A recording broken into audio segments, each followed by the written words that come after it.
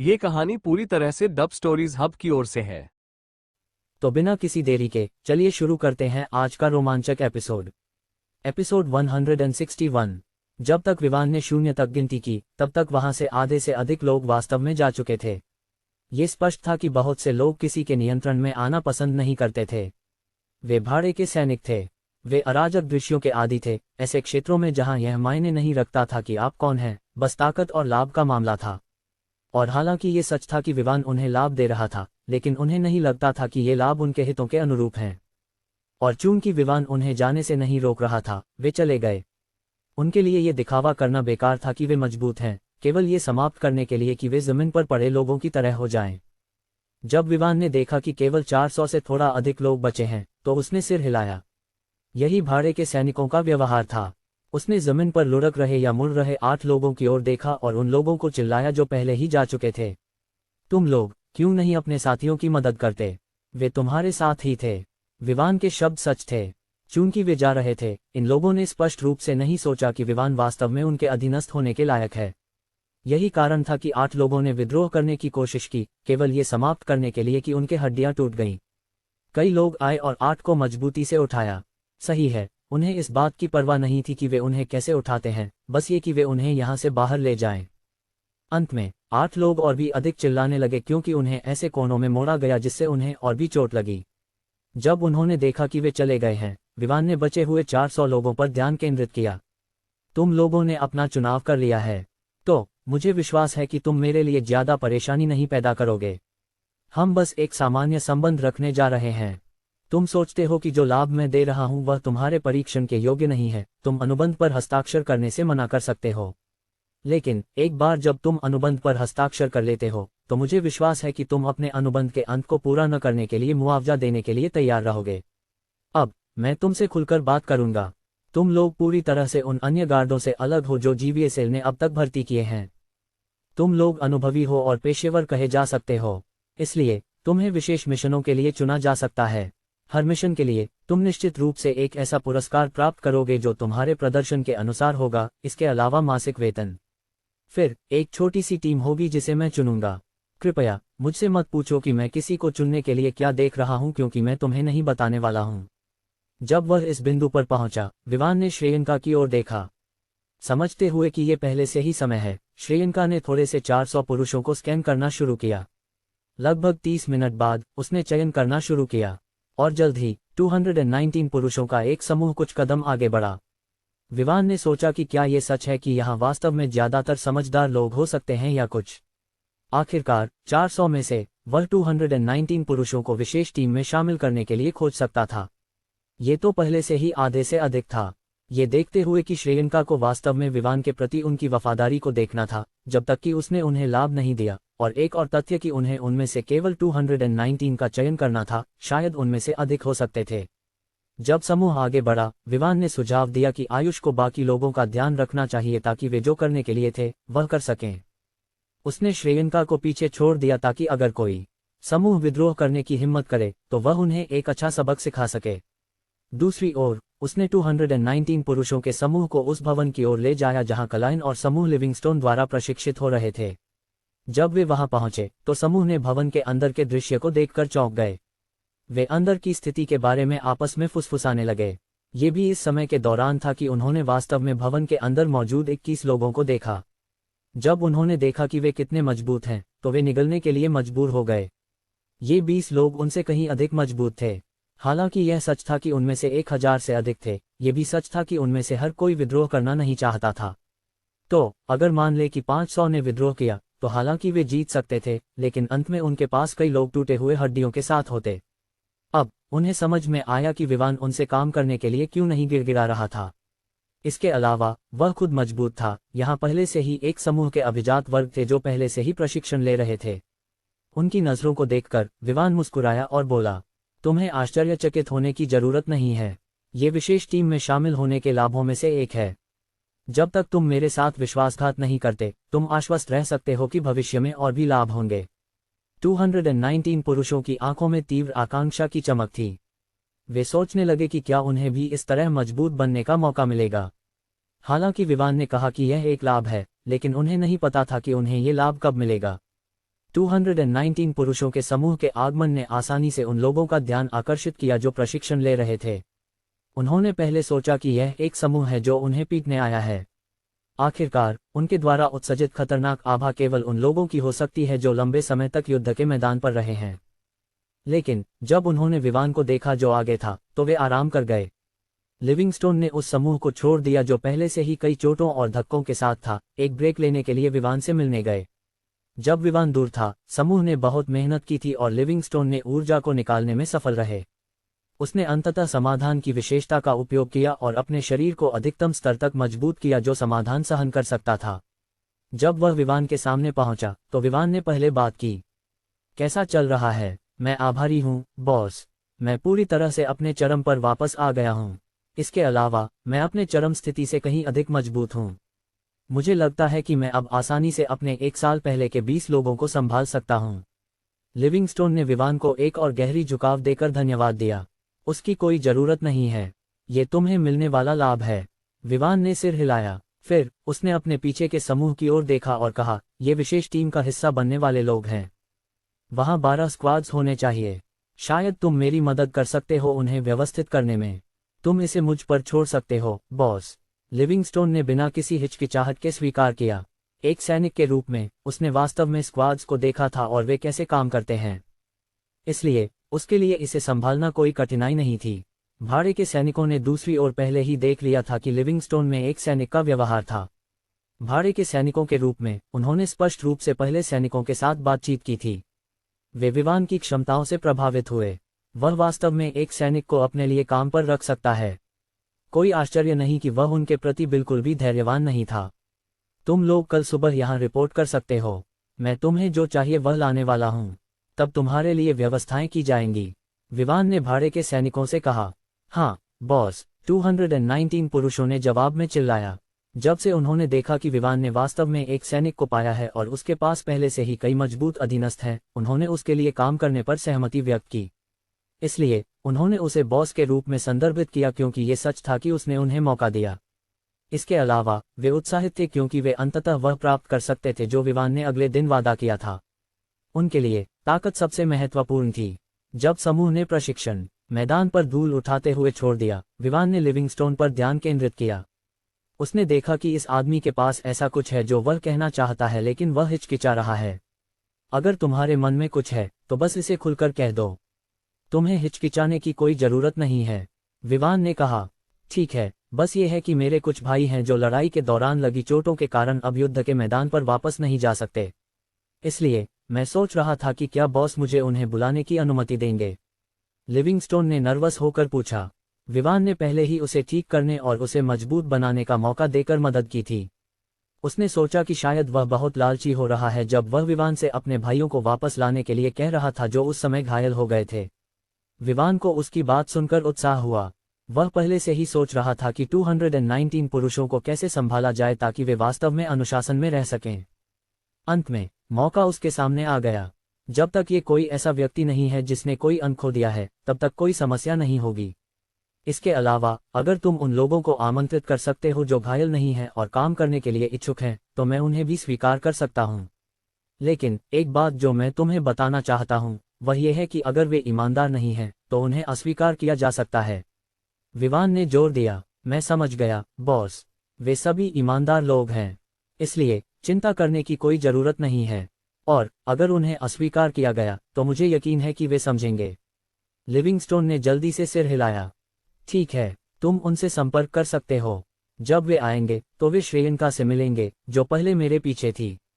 वह तय करेगी कि वे रहेंगे या नहीं और अगर हाँ, तो वह उन्हें समाधान देगी, विवान ने कहा। इसके बाद विवान ने लिविंगस्टोन और समूह को उनके प्रशिक्षण को जारी रखने के लिए छोड़ दिया। वह खुद कुछ करने की योजना बना रहा था। उसने अपना फोन निकाला और जोनाथन को कॉल किया। हाँ, तुम क्या ढूंढ रहे हो? जोनाथन ने पूछा। जब से उसने समाधान लिया और ठीक हुआ, वह विवान के पास से चला गया और अब शहर में घूम रहा था। मैं पूछना चाहता था कि क्या तुम जानते हो कि पेशेवर बास्केटबॉल खिलाड़ी पैसे कमाने के लिए कहाँ खेलते हैं? विवान ने कहा। तुम उन्हें क्यों ढूंढ रहे हो? जोनाथन ने पूछा। मैं पूछना चाहता था कि क्या आप जानते हैं कि पेशेवर बास्केटबॉल खिलाड़ी पैसे कमाने के लिए कहाँ खेलते हैं? विवान ने कहा। तुम उन्हें क्यों ढूंढ रहे हो? जोनाथन ने पूछा। मुझे अपने मांसपेशियों को थोड़ा खींचना है, विवान ने निसंकोचता से जवाब दिया। अपने मांसपेशियों को खींचना, तो फिर उन लोगों को ढूंढने का क्या फायदा जो पैसे के लिए खेलते हैं। जोनाथन चुप रह गया। अगर मुझे कोई लाभ नहीं होगा तो मैं खेलने नहीं जा रहा, विवान ने जवाब दिया। क्या खेलने का लाभ सिर्फ अपने मांसपेशियों को खींचना नहीं है? जोनाथन ने फिर से पूछा। यह सही है, लेकिन पैसे उन लोगों से भुगतान के लिए हैं जो मेरी क्षमताओं को देखने आएंगे। मैं अपनी क्षमताओं को बिना किसी लाभ के नहीं दिखाने जा रहा, विवान ने आगे कहा। तुम किस भुगतान की बात कर रहे हो? क्या तुम्हारे पास पेशेवर खिलाड़ियों के खिलाफ प्रतिस्पर्धा करने की क्षमताएं हैं? जोनाथन ने हंसते हुए कहा। क्यों नहीं, तुम मुझे आजमाकर देख सकते हो कि क्या यह संभव है।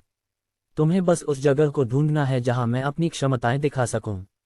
लेकिन भुगतान कुछ अच्छा होना चाहिए, कुछ घटिया नहीं, वरना मैं स्वीकार नहीं करूंगा, विवान ने कहा। हंफ, तुम्हारे पास स्वीकार करने या अस्वीकार करने का क्या अधिकार है? तुम्हें उसी जगह जाना होगा जो मैं तुम्हारे लिए ढूंढूंगा। मुझे पता है कि तुम उनमें से किसी को नहीं ढूंढ सकते क्योंकि तुम अभी करतू शहर में नए हो। किसी भी मामले में मैं सबसे अच्छे खिलाड़ियों को ढूंढूंगा, जोनाथन ने कहा और कॉल खत्म कर दिया। विवान यह नहीं बताने वाला था कि वास्तव में वह उस सिस्टम कार्य को पूरा करने का इरादा रखता था जो उसे 1 सप्ताह पहले दिया गया था। उसके पास कार्य की समय सीमा समाप्त होने से पहले केवल 2 दिन बचे थे। वह कार्य में असफल नहीं होना चाहता था और न ही वह उस दंड का स्वाद लेना चाहता था जो कार्य को पूरा करने में असफल होने के साथ आता था। हालांकि उसे पेशेवर बास्केटबॉल कौशल की इतनी परवाह नहीं थी, फिर भी वह उस कौशल को खोना नहीं चाहता था। किसे पता था कि ये कब काम आएगा, इसलिए वह सुनिश्चित करने जा रहा था कि वह जितने अधिक कौशल इकट्ठा कर सके वह सिस्टम से प्राप्त करे। कार्यों के बारे में वह सुनिश्चित करेगा कि वह उन्हें जल्द से जल्द पूरा करे। यदि यह न होता कि उसे हमला किया गया और सान्या मेहता को हर्ष और उसके गुंडों द्वारा अपहरण कर लिया गया, तो विवान ने सुनिश्चित किया होता कि वह कार्य को तब पूरा करे जब वह अभी सोमेश्वर शहर में था। अब इस पर अधिक सोचने का कोई उपयोग नहीं था। उसने होटल लौटने का फैसला किया। 1 महीने की अवधि समाप्त होने में केवल 1 सप्ताह से भी कम समय था। फिर वह $695 मिलियन के लग्जरी विला में रहने के लिए शांति आवास क्षेत्र में जाएगा। रिंग टिल्डर टिल्डर रिंग टिल्डर टिल्डर। उसका फोन बजा। कॉलर को देखकर विवान ने तुरंत रिसीव किया जबकि वह कंपनी के कार्यालय भवन की ओर चल रहा था। नमस्ते सान्या, तुम कैसी हो? विवान ने अभिवादन किया। जब मैं तुम्हें कॉल करती हूँ तब तुम मुझे याद करते हो, सान्या ने कहा। जब से वह घर वापस गई थी तब से वे फिर से नहीं मिले थे। उन्होंने पूरे सप्ताह में केवल 3 बार चैट की थी और सान्या उस स्थिति से असंतुष्ट थी।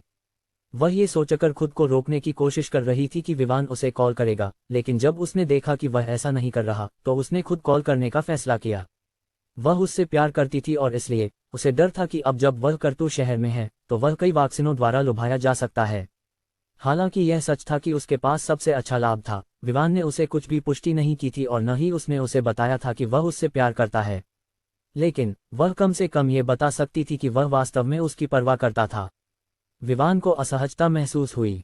ये सच था कि वह ये महसूस कर सकता था कि उसके लिए कुछ भावनाएं थीं और जिस तरह से वह व्यवहार कर रही थी वह जानता था कि वह उसमें रुचि रखती थी।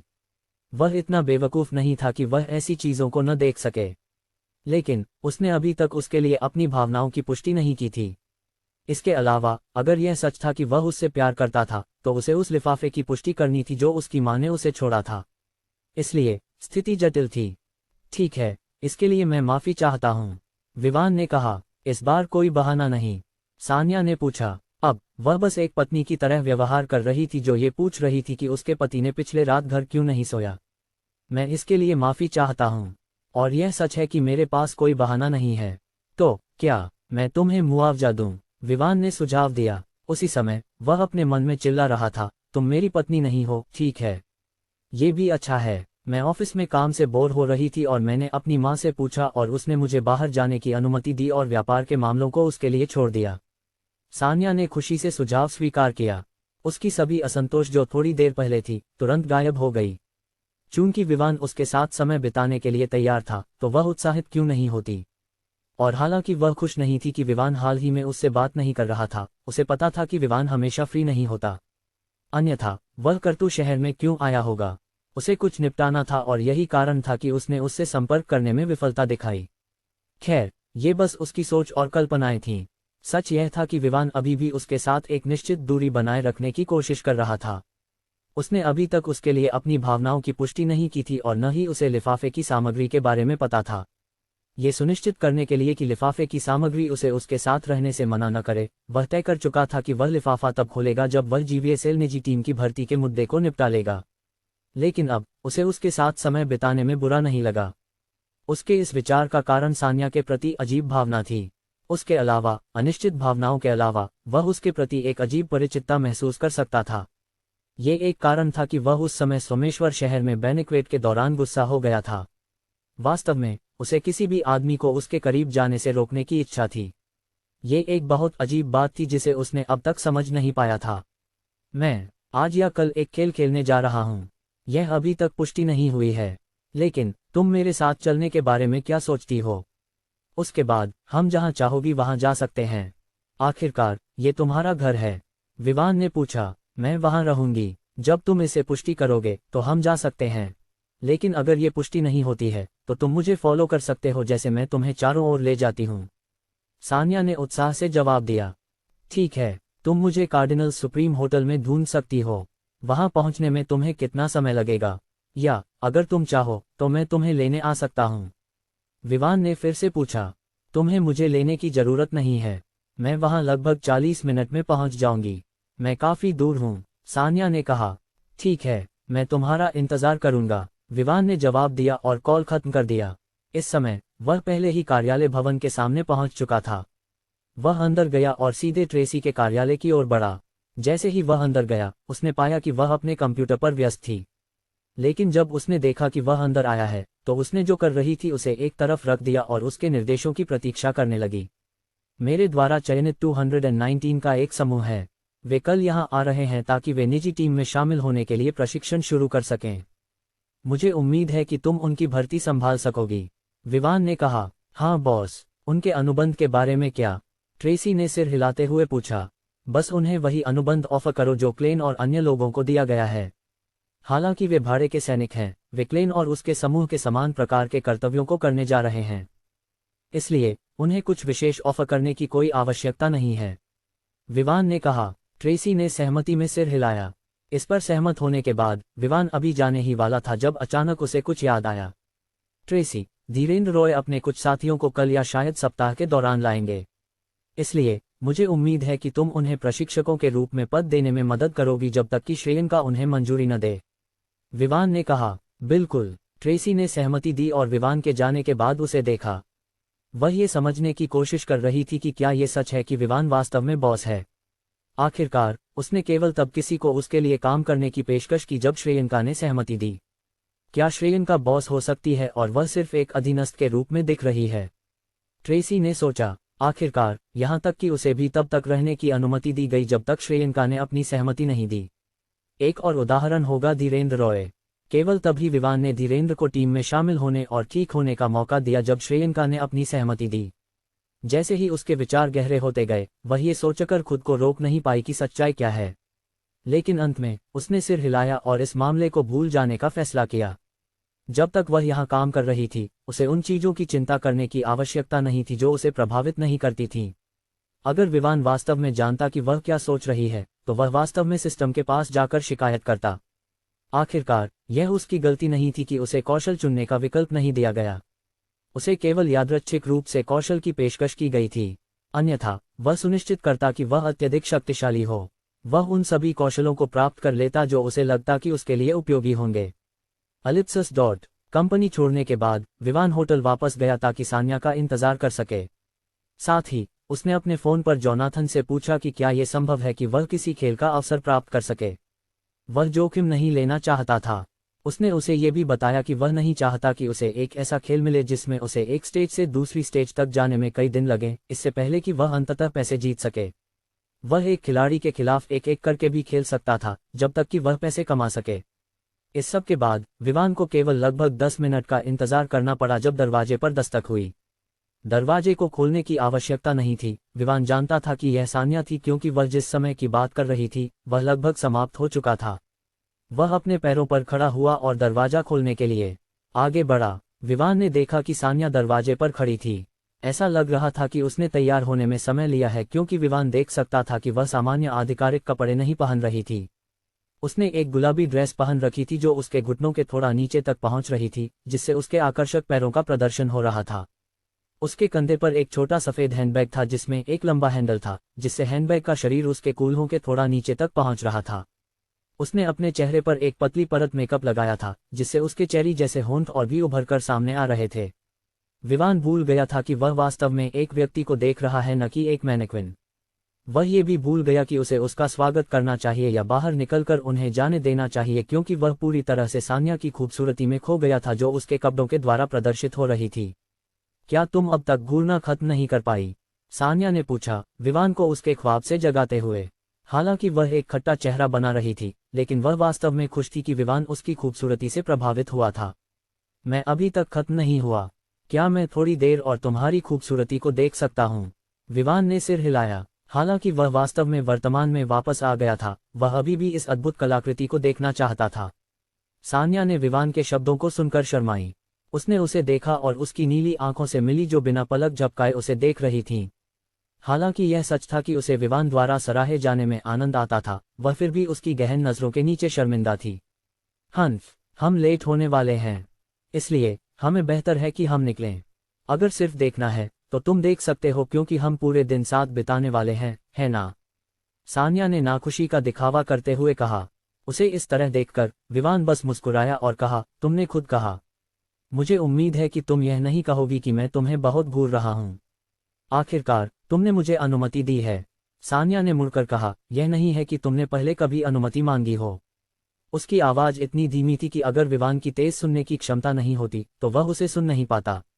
चलो चलते हैं, हम घूमने निकलेंगे जब तक तुम ये पुष्टि नहीं कर देती कि तुम्हारा खेल होने वाला है, विवान ने कहा। इससे पहले कि विवान कुछ कह पाता, सान्या ने आगे कहा।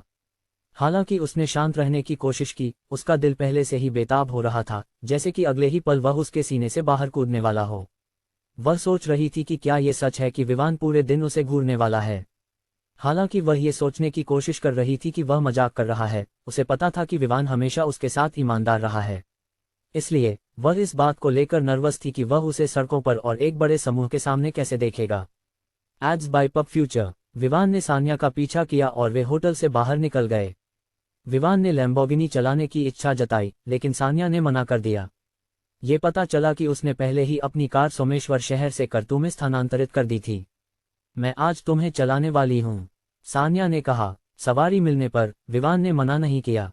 वह इस मौके का उपयोग अपनी आंखों को भरपूर देखने के लिए कर सकता था। सान्या ने देखा कि विवान ने उसे नहीं रोका तो वह खुश हुई। यह उसका उस पर विश्वास करने का संकेत था, है ना? आखिरकार विवान ने यह भी नहीं पूछा कि वह उसे कहाँ ले जा रही है और बस उसकी कार में बैठ गया। सान्या ने कार में बैठते ही मुस्कुराए और होटल के पार्किंग क्षेत्र से बाहर निकलने लगी।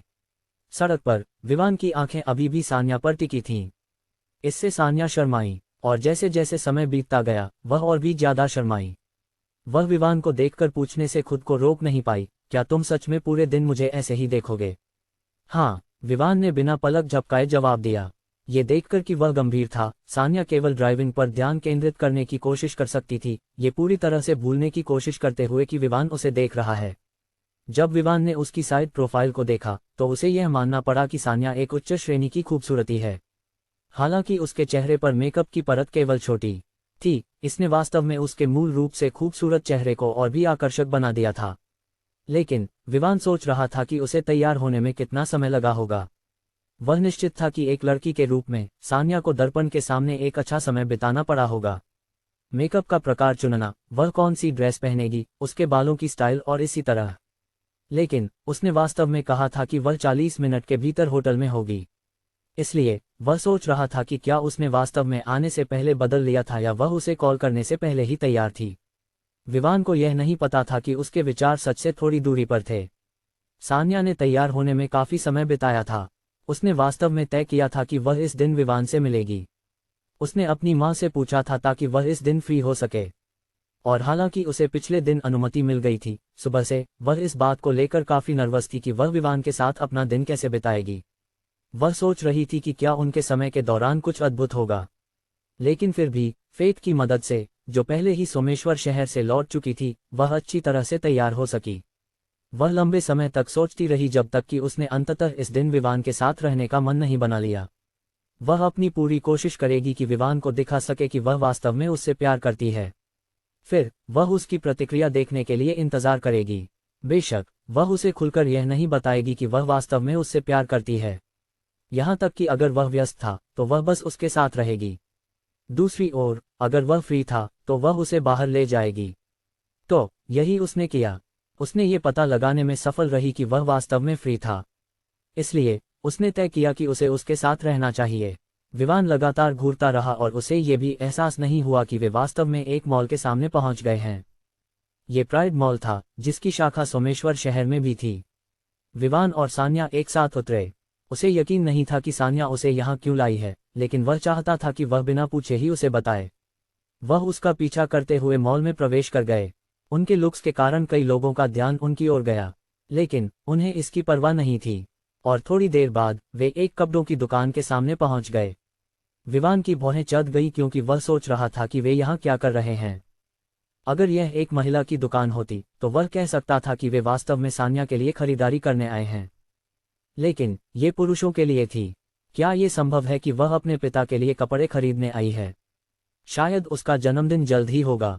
जैसे ही विवान कल्पना करता रहा, दोनों दुकान में प्रवेश कर गए। उनके लुक्स ने तुरंत दुकान में मौजूद सेल्सवुमन का ध्यान आकर्षित किया। हालांकि विवान ने साधारण कपड़े पहन रखे थे, कपड़ों के साथ काम करने वाले लोग तुरंत बता सकते थे कि जो कपड़े उसने पहने थे वे कैश्मीर से बने थे। दूसरी ओर सान्या अच्छी तरह से तैयार थी। उसका बैग गुची ब्रांड का था। इससे उन्हें ये पता चल गया कि वे दोनों निश्चित रूप से अमीर लोग हैं। इसलिए वे तुरंत उनकी ओर दौड़ पड़े। ऐसा लग रहा था कि सान्या इस तरह के दृश्य की आदी हो चुकी थी क्योंकि उसने बस समूह में से एक युवा महिला को चुना। फिर वह एक शेल्फ के पास गई और कपड़े चुनने लगी। विवान ने दूसरी ओर उसे इंतजार करने का फैसला किया। वह यहाँ कपड़े खरीदने नहीं आया था, इसलिए उसने उसे गंभीरता से कपड़े चुनते हुए देखा। लगभग 2 मिनट बाद वह उसके पास वापस आई और एक सफेद शर्ट पकड़े हुए थी। विवान की भौहें फिर से चढ़ गई जब उसने ये दृश्य देखा। उसने सोचा कि वह उसके पास क्यों आ रही है बजाय इसके कि वह सेल्सवुमन के पास जाए ताकि वह उसे पैक कर सके। विवान, तुम इस शर्ट को क्यों नहीं पहनकर देखते? सान्या ने पूछा। क्या? विवान स्टन्ड हो गया। वह क्यों कपड़े पहनने वाला था? क्या ये संभव है कि वह उसके लिए शर्ट खरीद रही है? आकार को देखकर उसने महसूस किया कि शर्ट उसके अपने शरीर के आकार के अनुसार लग रही थी। अपने कंधे उचकाते हुए विवान ने शर्ट ली और उसे पहनने के लिए आगे बढ़ा। और विवान ने उस पल को देखकर आश्चर्यचकित हो गया जब उसने शर्ट पहनी। यह उसके अपने आकार की थी। उसने सोचा कि क्या सान्या ने वास्तव में उसके सोते समय उसके माप लिए थे? अन्यथा वह वास्तव में उसके सही आकार को कैसे जान सकती थी? उस बात को भूलते हुए विवान ने बदलने के कमरे से बाहर निकाला। उसके शरीर पर शर्ट ने उसे एक अलग वाइब दिया। हालांकि यह अभी भी साधारण दिख रही थी, इसने उस पर एक नबावियत का संकेत दिया। यहाँ तक कि अन्य सेल्सवुमन और दुकान में अपने पार्टनर्स के साथ आई लड़कियां भी उसे घूरने से खुद को रोक नहीं पाईं। शर्ट ने उसकी विशेषताओं को अच्छी तरह से उभारा। यह न तो ढीली थी और न ही तंग। ये बस इतनी अच्छी थी कि उसके हाथ और छाती की मांसपेशियों को प्रदर्शित कर सके। सान्या ने चमकती आंखों से विवान को देखा। हालांकि वह अपने सामान्य कपड़ों में भी हैंडसम था, वह वास्तव में शर्ट में और भी हैंडसम लग रहा था। विवान, तुम्हें हर दिन इस तरह पहनना चाहिए, सान्या ने सुझाव दिया जब उसने विवान को नापा। सच में? विवान ने पूछा। वह इस पर संदेह में था। हालांकि यह सच था कि उसके पास कई शर्ट थीं, लेकिन उसे वास्तव में लंबे स्लीव वाले कपड़े पसंद नहीं थे। वह केवल कभी कभी उन्हें पहनता था, लेकिन यह दुर्लभ था। बिल्कुल, सान्या ने सिर हिलाया और फिर उसने उसे एक और शर्ट दी। उसने ये शर्ट तब चुनी थी जब वह अभी भी बदल रहा था। विवान ने शर्ट ली और उसे भी पहन लिया। हालांकि यह भी एक लंबे स्लीव वाली शर्ट थी, इसका डिजाइन पिछले वाले से पूरी तरह अलग था। लेकिन आश्चर्यजनक रूप से इसने पिछले वाले के समान ही वाइब को बाहर लाने में सफलता पाई। सान्या ने कुछ और शर्ट चुनने के बाद अंततः भुगतान पूरा किया। हालांकि विवान ने भुगतान करने की इच्छा जताई, लेकिन वह ये कहकर अड़ी रही कि उसे चीजें उसे सौंपने की जरूरत है। जब पुरुषों ने सान्या को विवान के लिए कपड़े खरीदते देखा तो वे ईर्ष्या से भर गए। आखिरकार जबकि विवान एक लड़की से कपड़े प्राप्त कर रहा था, वे दूसरी ओर अपने बटुए को सुखा रहे थे। कुछ $1000 के कपड़ों की बात छोड़ो, यहाँ तक कि $50 का कुछ भी उनके लिए नहीं आता। वे केवल लेना जानते थे और देना नहीं। जब महिलाओं ने अपने पार्टनर्स के चेहरे पर सान्या को देखते हुए देखा तो उन्होंने बस नाखुशी से सान्या को घूरा। विवान और सान्या अभी दुकान से बाहर निकले ही थे कि उसके फोन की घंटी बजी। ये जोनाथन था। विवान, क्या तुम सुनिश्चित हो कि तुम बास्केटबॉल में अच्छे हो? जोनाथन ने पूछा। अगर मैं कहूं कि मैं दूसरे नंबर पर हूं, तो पहले नंबर पर कोई नहीं होना चाहिए, विवान ने गंभीरता से कहा। हन्फ, क्या नासमझी है? जोनाथन ने हंसते हुए कहा और फिर जारी रखा। मेरे पास एक डील है जिसमें तुम पैसे जीत सकते हो, एक अच्छा खासा। तुम्हें बस एक पेशेवर बास्केटबॉल खिलाड़ी के खिलाफ बास्केटबॉल खेल जीतना है। हन्फ, क्या नासमझी है? जोनाथन ने हंसते हुए कहा और फिर जारी रखा। मेरे पास एक डील है जिसमें तुम पैसे जीत सकते हो, एक अच्छा खासा। तुम्हें बस एक पेशेवर बास्केटबॉल खिलाड़ी के खिलाफ बास्केटबॉल खेल जीतना है। एक पर, विवान ने पुष्टि करने के लिए पूछा। वह पूरा खेल खेलने में ज्यादा समय बर्बाद नहीं करना चाहता था। जब तक वह पेशेवर को हरा देता और पैसे कमाता, तब तक वह सिस्टम कार्य पूरा कर लेगा। चलो विवान, एक मैच कैसे दिलचस्प हो सकता है? ये एक पूरा खेल होगा। हालांकि तुम वहां एक टीम में रहोगे। बेशक तुम शुरुआत करोगे, इसलिए मैंने तुम्हारे कौशल के बारे में पूछा, जोनाथन ने कहा। लेकिन इससे बहुत समय लगेगा, विवान ने शिकायत की। वह कुछ ऐसा खेलने के लिए पूरा घंटा बर्बाद नहीं करना चाहता था जिसमें उसकी रुचि नहीं थी। ये सबसे अच्छा है जो मैं कर सकता हूं, इसलिए ये तुम्हारे ऊपर है कि तुम खेलने के लिए सहमत हो या नहीं। अगर तुम खेलने नहीं जा रहे हो, तो मैं किसी और को तुम्हारी जगह ढूंढ लूंगा, जोनाथन ने कहा। उसकी आवाज में कोई सहानुभूति नहीं थी। विवान केवल सिर हिलाकर रह गया। चूंकि केवल 2 दिन बचे थे, विवान उस मौके को छोड़ने वाला नहीं था जो उसके सामने आया था। चूंकि यह इस समय उपलब्ध एकमात्र खेल था, उसे इसे लेना ही था। हालांकि यह अब पेशेवर के खिलाफ एक नहीं होने वाला था, फिर भी ये पेशेवरों के खिलाफ एक मैच था। भले ही उसे पूरी टीम को संभालना पड़े, जब तक वह जीतता है तब तक कोई समस्या नहीं होगी। ठीक है, मुझे वहां कब पहुंचना है? विवान ने सहमति जताते हुए पूछा। बस सुनिश्चित करो कि तुम गुंजा अरेना में 3 बजे से पहले पहुंच जाओ, जोनाथन ने जवाब दिया और कॉल खत्म कर दिया। मॉल छोड़ने के बाद विवान और सान्या एक रेस्तरां में गए। वहां उन्होंने अपना लंच किया और एक बार फिर सान्या ने जोर देकर कहा कि वह ही बिल चुकाएगी। चूंकि मैं तुम्हें बाहर ले जा रही हूं, मैं बिल का ध्यान रखूंगी, सान्या ने गंभीरता से कहा। उसकी बात सुनकर विवान ने अपनी पहचान पर संदेह करना शुरू कर दिया। क्या सान्या उसे लड़की की तरह देखती थी? आखिरकार ये एक ऐसा वाक्य था जो एक आदमी को एक लड़की से कहना चाहिए, है ना? अपने विचारों को दूर करने के लिए सिर हिलाते हुए विवान ने सान्या का पीछा किया। उसने पहले ही उसे उस स्थान और समय के बारे में सूचित कर दिया था जहां उसे पहुंचना था, इसलिए उन्हें देर होने की चिंता करने की कोई आवश्यकता नहीं थी। इस समय अभी 1:30 बजे थे। खेल के समय से पहले अभी भी 1.5 घंटा था, इसलिए दोनों ने चारों ओर घूमने का फैसला किया। सान्या ने सुनिश्चित किया कि वह उसे उन जगहों पर ले जाए जहां वह नहीं जानता था, भले ही वह लगभग 1 सप्ताह से शहर में घूम रहा था। उन्होंने कुछ साधारण चीजें की, जैसे कि गर्मी के मौसम में आइसक्रीम खरीदना, कैंडी लेना और सड़क के स्टॉल पर खेल खेलना।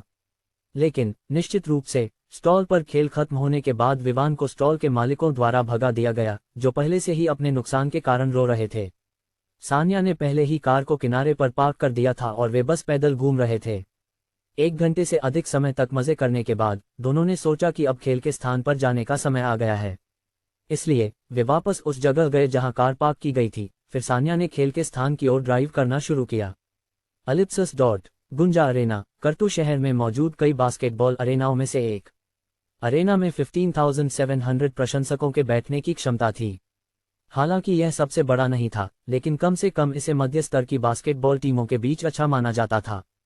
हालांकि स्टेडियम में इतनी बड़ी क्षमता थी, ये लगभग खाली था।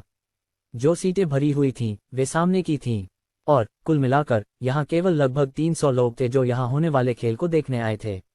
इसके अलावा यहां के लोगों का स्वभाव सामान्य बास्केटबॉल प्रशंसकों से अलग था। ये लोग बड़े लोगों की तरह दिख रहे थे और सभी ने ब्रांडेड कपड़े पहन रखे थे। चाहे महिलाएं हों या पुरुष, सभी उत्साहित दिख रहे थे। आखिरकार यह कोई साधारण बास्केटबॉल खेल नहीं था, बल्कि उद्योग में 2 विरोधी गुटों के बीच एक प्रतियोगिता थी। इस समय लॉकर रूम के अंदर 15 लोगों का एक समूह गर्मागर्म चर्चा में लगा हुआ था। इन सभी लोगों के चेहरे पर एक ही बात सामान्य थी, वे सभी गुस्से में और साथ ही निराश थे। ये बास्केटबॉल टीम के खिलाड़ी थे जिन्हें रूस्टर्स कहा जाता था। वे वर्तमान में इस बारे में बात कर रहे थे कि कैसे एक और व्यक्ति उनके स्थान पर खेलने वाला था। मुझे नहीं पता कि कोच ने क्या सोचा कि उसने एक ऐसे व्यक्ति को लाने का फैसला किया जिसे हम जानते भी नहीं। सही कहा, मैं पिछले 5 साल से NBA खेल रहा हूं। लेकिन मैंने कभी भी जैक नाम के किसी व्यक्ति के बारे में नहीं सुना। ये पूरी तरह से बेतुका है। शायद वह विदेश से है। क्या विदेश? क्या तुम सोचते हो कि वे यहाँ एक मध्य स्तर की बास्केटबॉल टीम के साथ खेलने के लिए एक विदेशी खिलाड़ी को लाना चाहेंगे? और समय देखो, ये पहले से ही 3 बजे से 10 मिनट पहले है, लेकिन वह आदमी अभी तक नहीं आया। ये किस तरह का व्यवहार है? मैं सुझाव देता हूं कि हम सभी एकजुट होकर कोच से कहें कि हम इस मामले पर सहमत नहीं हैं। सही कहा। तभी कदमों की आवाज आई, और थोड़ी देर बाद एक काले बालों वाला आदमी जो कई बूढ़े धब्बों के साथ था, अंदर आया। उसने काले ट्रैक सूट पहन रखे थे और उसके गले में एक सीटी लटक रही थी।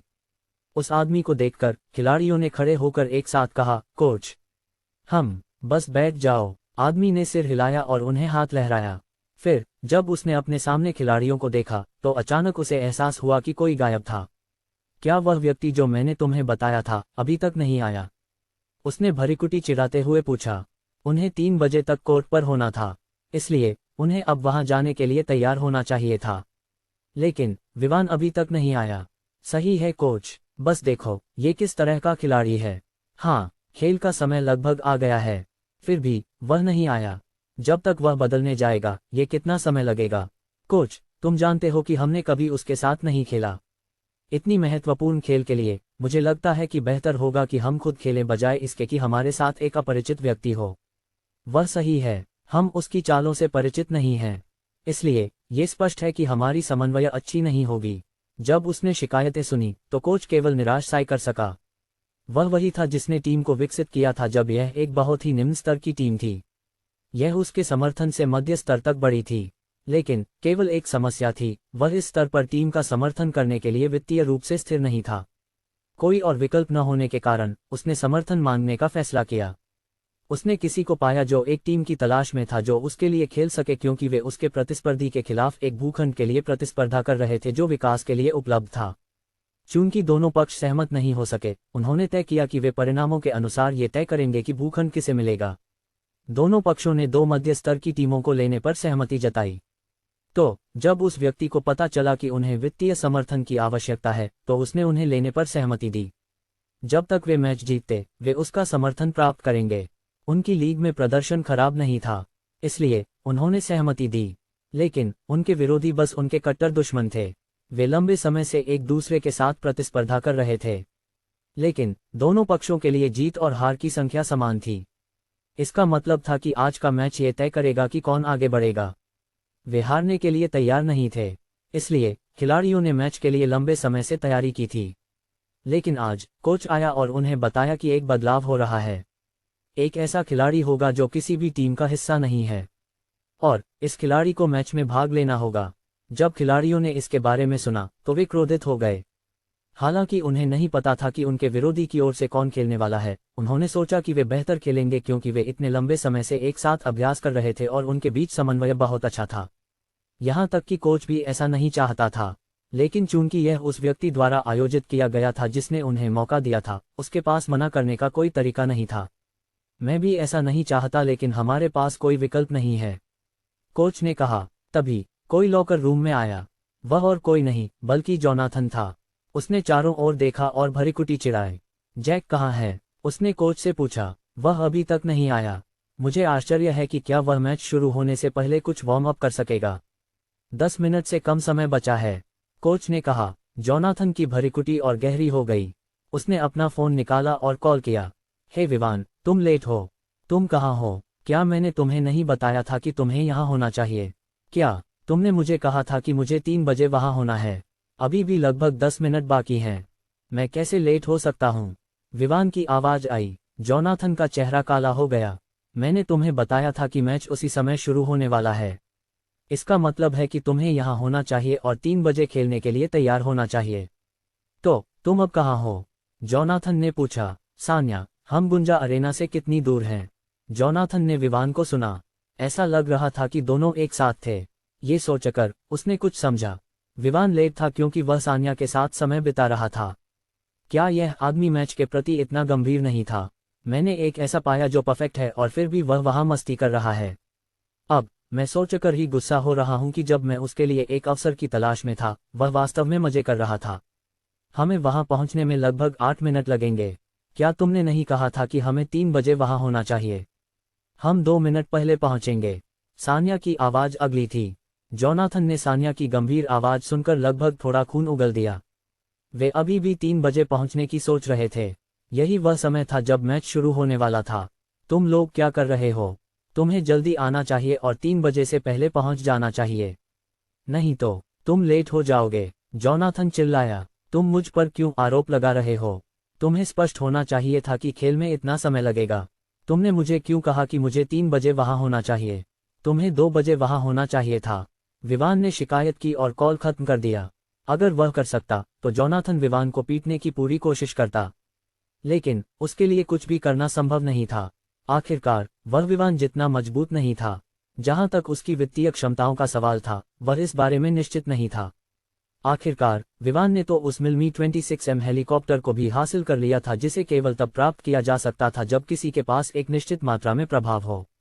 सिर हिलाते हुए जोनाथन ने कोच की ओर मुड़कर कहा, मुझे लगता है कि तुम्हें पहले क्वार्टर में उसके बिना खेलना होगा। वह जल्द ही यहाँ होगा। कोच ने जोनाथन की कॉल सुनते हुए सुना। हालांकि यह सच था कि वह विवान के शब्द नहीं सुन सका, लेकिन यह भी सच था कि वह जोनाथन के चेहरे और प्रतिक्रियाओं से आसानी से समझ सकता था कि दूसरी पार्टी क्या संकेत दे रही थी। हालांकि ये कहा जा सकता था कि वह विवान के लेट होने से निराश था, ये भी सच था कि वह इस बात से खुश था कि वे पहले क्वार्टर में खुद खेलेंगे। हालांकि पहले क्वार्टर में केवल 12 मिनट होते हैं, यह उसके लड़कों के लिए अपनी क्षमताओं को साबित करने के लिए पर्याप्त था। अगर वे अच्छा प्रदर्शन करते तो शायद जोनाथन उन्हें खुद खेलने की अनुमति दे देगा। ठीक है, कोच ने जवाब दिया और खिलाड़ियों की ओर मुड़कर कहा, तुमने सुना। हमेशा की तरह पहले 5 खिलाड़ी मैच शुरू करेंगे। दूसरे क्वार्टर के लिए एक प्रतिस्थापन होगा, लेकिन मुझे उम्मीद है कि पहले क्वार्टर में खेलने वाले लोग मुझे निराश नहीं करेंगे। हाँ कोच, खिलाड़ियों ने उत्साह से जवाब दिया। वे इतने उत्साहित थे कि वे वास्तव में विवान के बिना मैच शुरू करने जा रहे थे। हालांकि केवल 5 ही खेलेंगे जब तक विवान नहीं पहुंचता, वे इस बात में आत्मविश्वास रखते थे कि ये 5 अच्छे प्रदर्शन कर सकेंगे। जब वे कोर्ट पर पहुंचे तो ये खिलाड़ी अपने विरोधी की ओर देखकर चौंक गए। यह इसलिए नहीं था कि विरोधी ने खिलाड़ियों को बदला था या कुछ और। ये सिर्फ इसलिए था क्योंकि वहां कोई था जिसे उन्होंने यहां मिलने की उम्मीद नहीं की थी। क्या ये डेमियन नहीं है? सही कहा, वह शीर्ष टीमों में से एक से है। वह यहाँ क्या कर रहा है? मुझे लगता है कि यह स्पष्ट है। वह जर्सी पहने हुए है, तो वह यहाँ खेलने के लिए आया है। हिस, क्या तुम मजाक कर रहे हो? वे वास्तव में अपनी टीम में डेमियन को शामिल करने जा रहे हैं। ये कैसे स्वीकार्य है? शायद इसी वजह से उन्होंने इस जैक नाम के आदमी को बुलाया। और जबकि दूसरी तरफ पहले से ही एक शीर्ष खिलाड़ी खेलने के लिए तैयार है, दूसरी ओर हमारा सर्वश्रेष्ठ खिलाड़ी तो अभी तक आया ही नहीं। ये खेल कठिन होने वाला है। खैर, हमें खेल में और मेहनत करनी होगी। कोई गलती नहीं होनी चाहिए। सहमत। विरोधी टीम का समूह उनकी ओर बढ़ा। वे डेमियन के पीछे चल रहे थे और उनके चेहरे पर घमंड भरी मुस्कान थी। डेमियन ने रूस्टर्स के खिलाड़ियों को देखा। समूह में एक भी परिचित चेहरा न देखकर डेमियन ने भरीकुटी चिढ़ाई और पूछा, तुम्हारी टीम में जो आदमी शामिल हुआ है वह कहाँ है? वह अभी तक नहीं आया।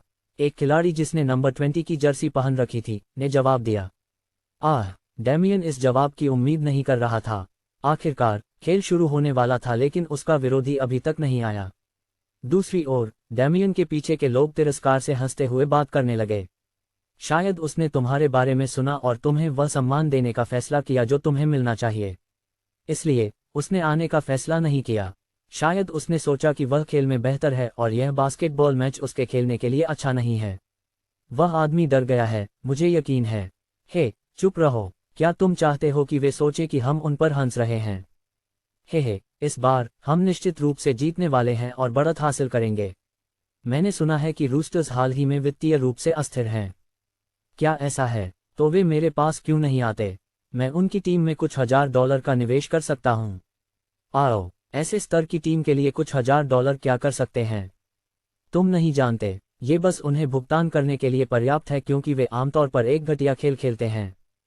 अब जब तुमने मुझे याद दिलाया, मुझे लगता है कि कुछ $1000 बहुत ज्यादा हैं। शायद वे $100 साझा कर सकते हैं। यार, तुम बहुत निर्दयी हो। जब वे जोर से बातें कर रहे थे तो उन्होंने पूरी तरह से उन पर फेंके गए गुस्से भरे नजरों की अनदेखी की। आखिरकार, हालांकि रूस्टर्स के खिलाड़ी गुस्से में थे, लेकिन वे उनके खिलाफ क्या कर सकते थे? और अगर वे वास्तव में उनके साथ लड़ना चाहते थे तो ऐसा नहीं था कि वे खुद लड़ने से डरते थे। ये मामले एनबीए में कभी कभी होते हैं। डेमियन दूसरी ओर यह नहीं समझ पाया कि क्या हो रहा था। ये वास्तव में एक ऐसा खेल था जो एक परियोजना का फैसला करने वाला था जो अरबों डॉलर की थी। दूसरी ओर कोई विरोधी नहीं था। क्या ये संभव है कि उसने हार मान ली? हालांकि वह मैच में भाग नहीं लेना चाहता था क्योंकि उसके पास समान स्तर का कोई विरोधी नहीं था। उसके लिए इन लोगों के खिलाफ खेलना बुली करने के समान होगा, लेकिन उसके पास कोई विकल्प नहीं था। उसे सुनिश्चित करना था कि जिस पक्ष का वह प्रतिनिधित्व कर रहा है वह जीते। आखिरकार उसने पहले ही सहमति दी थी कि वह पक्ष को जीतने में मदद करेगा। इसके अलावा उसके जीतने के साथ कुछ लाभ भी जुड़े थे, और चूंकि उसे जीतना था, वह चीजों को स्पष्ट रूप से जीतने की कोशिश करेगा। यह उसकी गलती नहीं होगी कि वह यहाँ के लोगों को बुली करे, क्योंकि यह दूसरी पार्टी का स्टार था जिसने खेल में भाग लेने का फैसला नहीं किया। बिना और कुछ कहे वह अपनी ओर लौट गया और मैच शुरू होने का इंतजार करने लगा। जब दूसरों ने उसकी क्रियाएं देखी तो वे भी पीछे हट गए, लेकिन रूस्टर्स की ओर तिरस्कार भरी नजरें फेंकना नहीं भूले। जब दोनों पक्षों में 5-5 खिलाड़ी हो गए तो खेल आधिकारिक रूप से शुरू हुआ। खेल कठिन था और दोनों पक्षों ने अपनी पूरी कोशिश की, लेकिन एक तेज नज़र वाला व्यक्ति निश्चित रूप से देखेगा कि डेमियन के साथ दूसरी टीम आराम से खेल रही थी। हालांकि वे गंभीरता से खेल रहे थे, यह रूस्टर्स के साथ तुलना नहीं की जा सकती थी। हालांकि रूस्टर्स के खिलाड़ियों ने बहुत मेहनत की, वे खेल को ठीक से नहीं खेल पा रहे थे क्योंकि उन पर बहुत दबाव था। वे एक शीर्ष खिलाड़ी के खिलाफ खेल रहे थे जबकि वे खुद केवल मध्य स्तर के थे। दर्शकों में जोनाथन खेल को देखते हुए चिंतित था। रूस्टर्स निश्चित रूप से असहाय थे। उसके बगल में एक आदमी था जिसकी चमकती हुई गंजा सिर और काले चश्मे की एक जोड़ी थी। ये सोचकर आश्चर्य होता है कि वह इंडोर होते हुए भी चश्मा क्यों पहन रहा था। शायद कूल दिखने के लिए। जो भी हो, जोनाथन, क्या हो रहा है? तुमने मुझे बताया था कि यहाँ एक खिलाड़ी होगा। मैंने किसी को नहीं ढूंढा क्योंकि मैंने तुम पर भरोसा किया था कि तुम एक ढूंढोगे। तो वह खिलाड़ी कहाँ है जिसके बारे में तुमने बात की थी? गंजे आदमी ने पूछा। जब उसने देखा कि रूस्टर्स पर हावी हो रहे हैं तो वह नर्वस हो गया। वह वही था जिसने जोनाथन के सुझाव के बाद खेल में एक पेशेवर खिलाड़ी को शामिल करने का आयोजन किया था। अब उसकी तरफ कोई पेशेवर खिलाड़ी नहीं था। वह सोचने लगा कि शायद जॉन एथन ने उसे धोखा दिया है। चिंता मत करो, मुझे उस भूखंड के महत्व का पता है, इसलिए मैं गलती नहीं करूंगा। बस वह थोड़ा लेट होने वाला है। मैंने उसे 3 बजे यहाँ आने के लिए कहा था क्योंकि खेल उसी समय शुरू होगा, लेकिन उसने सोचा कि उसे खेल की तैयारी शुरू होने से पहले 3 बजे यहाँ होना चाहिए।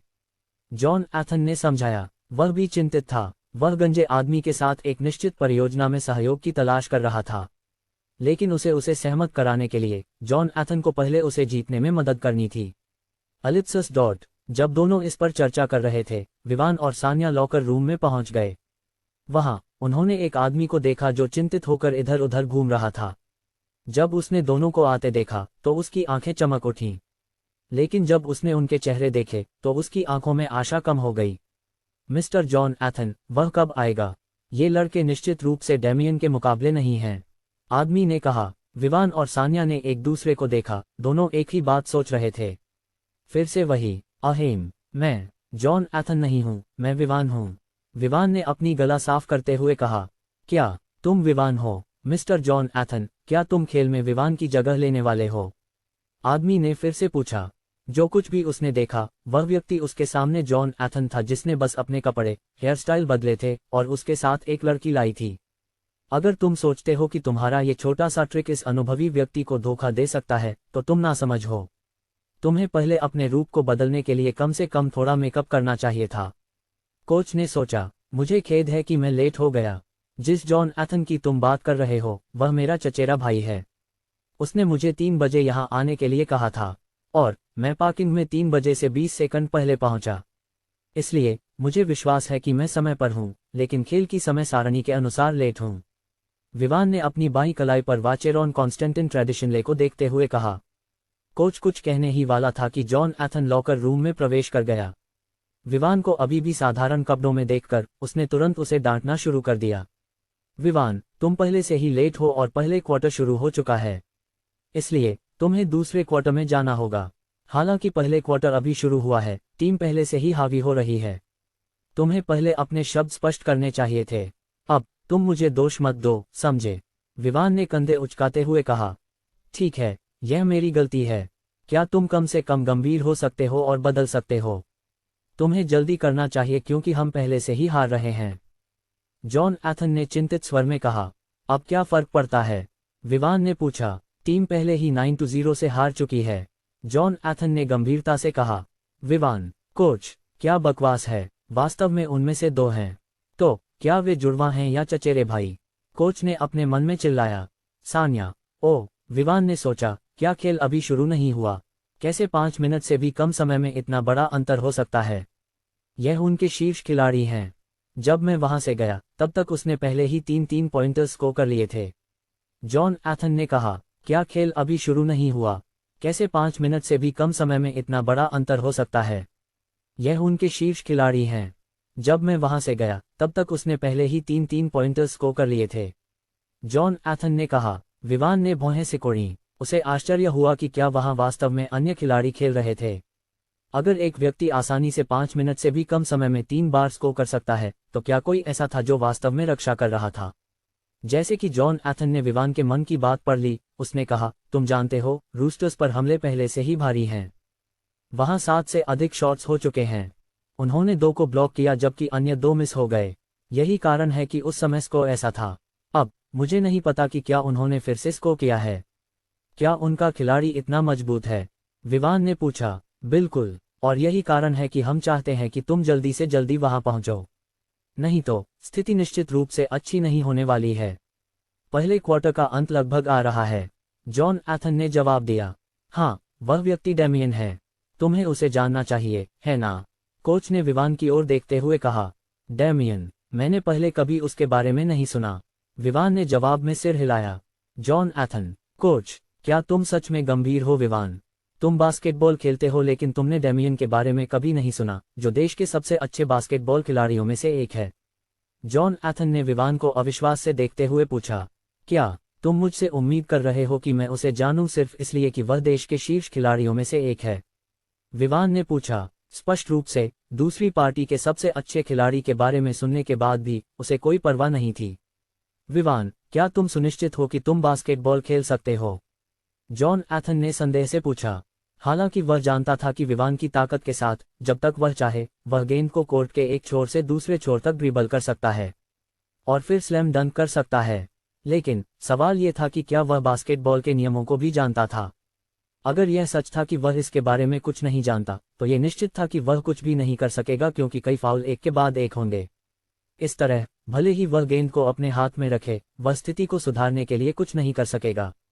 शायद वह टीम को और भी कमजोर कर देगा क्योंकि वह पहले से ही डेमियन के सामने एक कमजोर टीम थी जब तक कि उसे रोकने के लिए कोई नहीं था।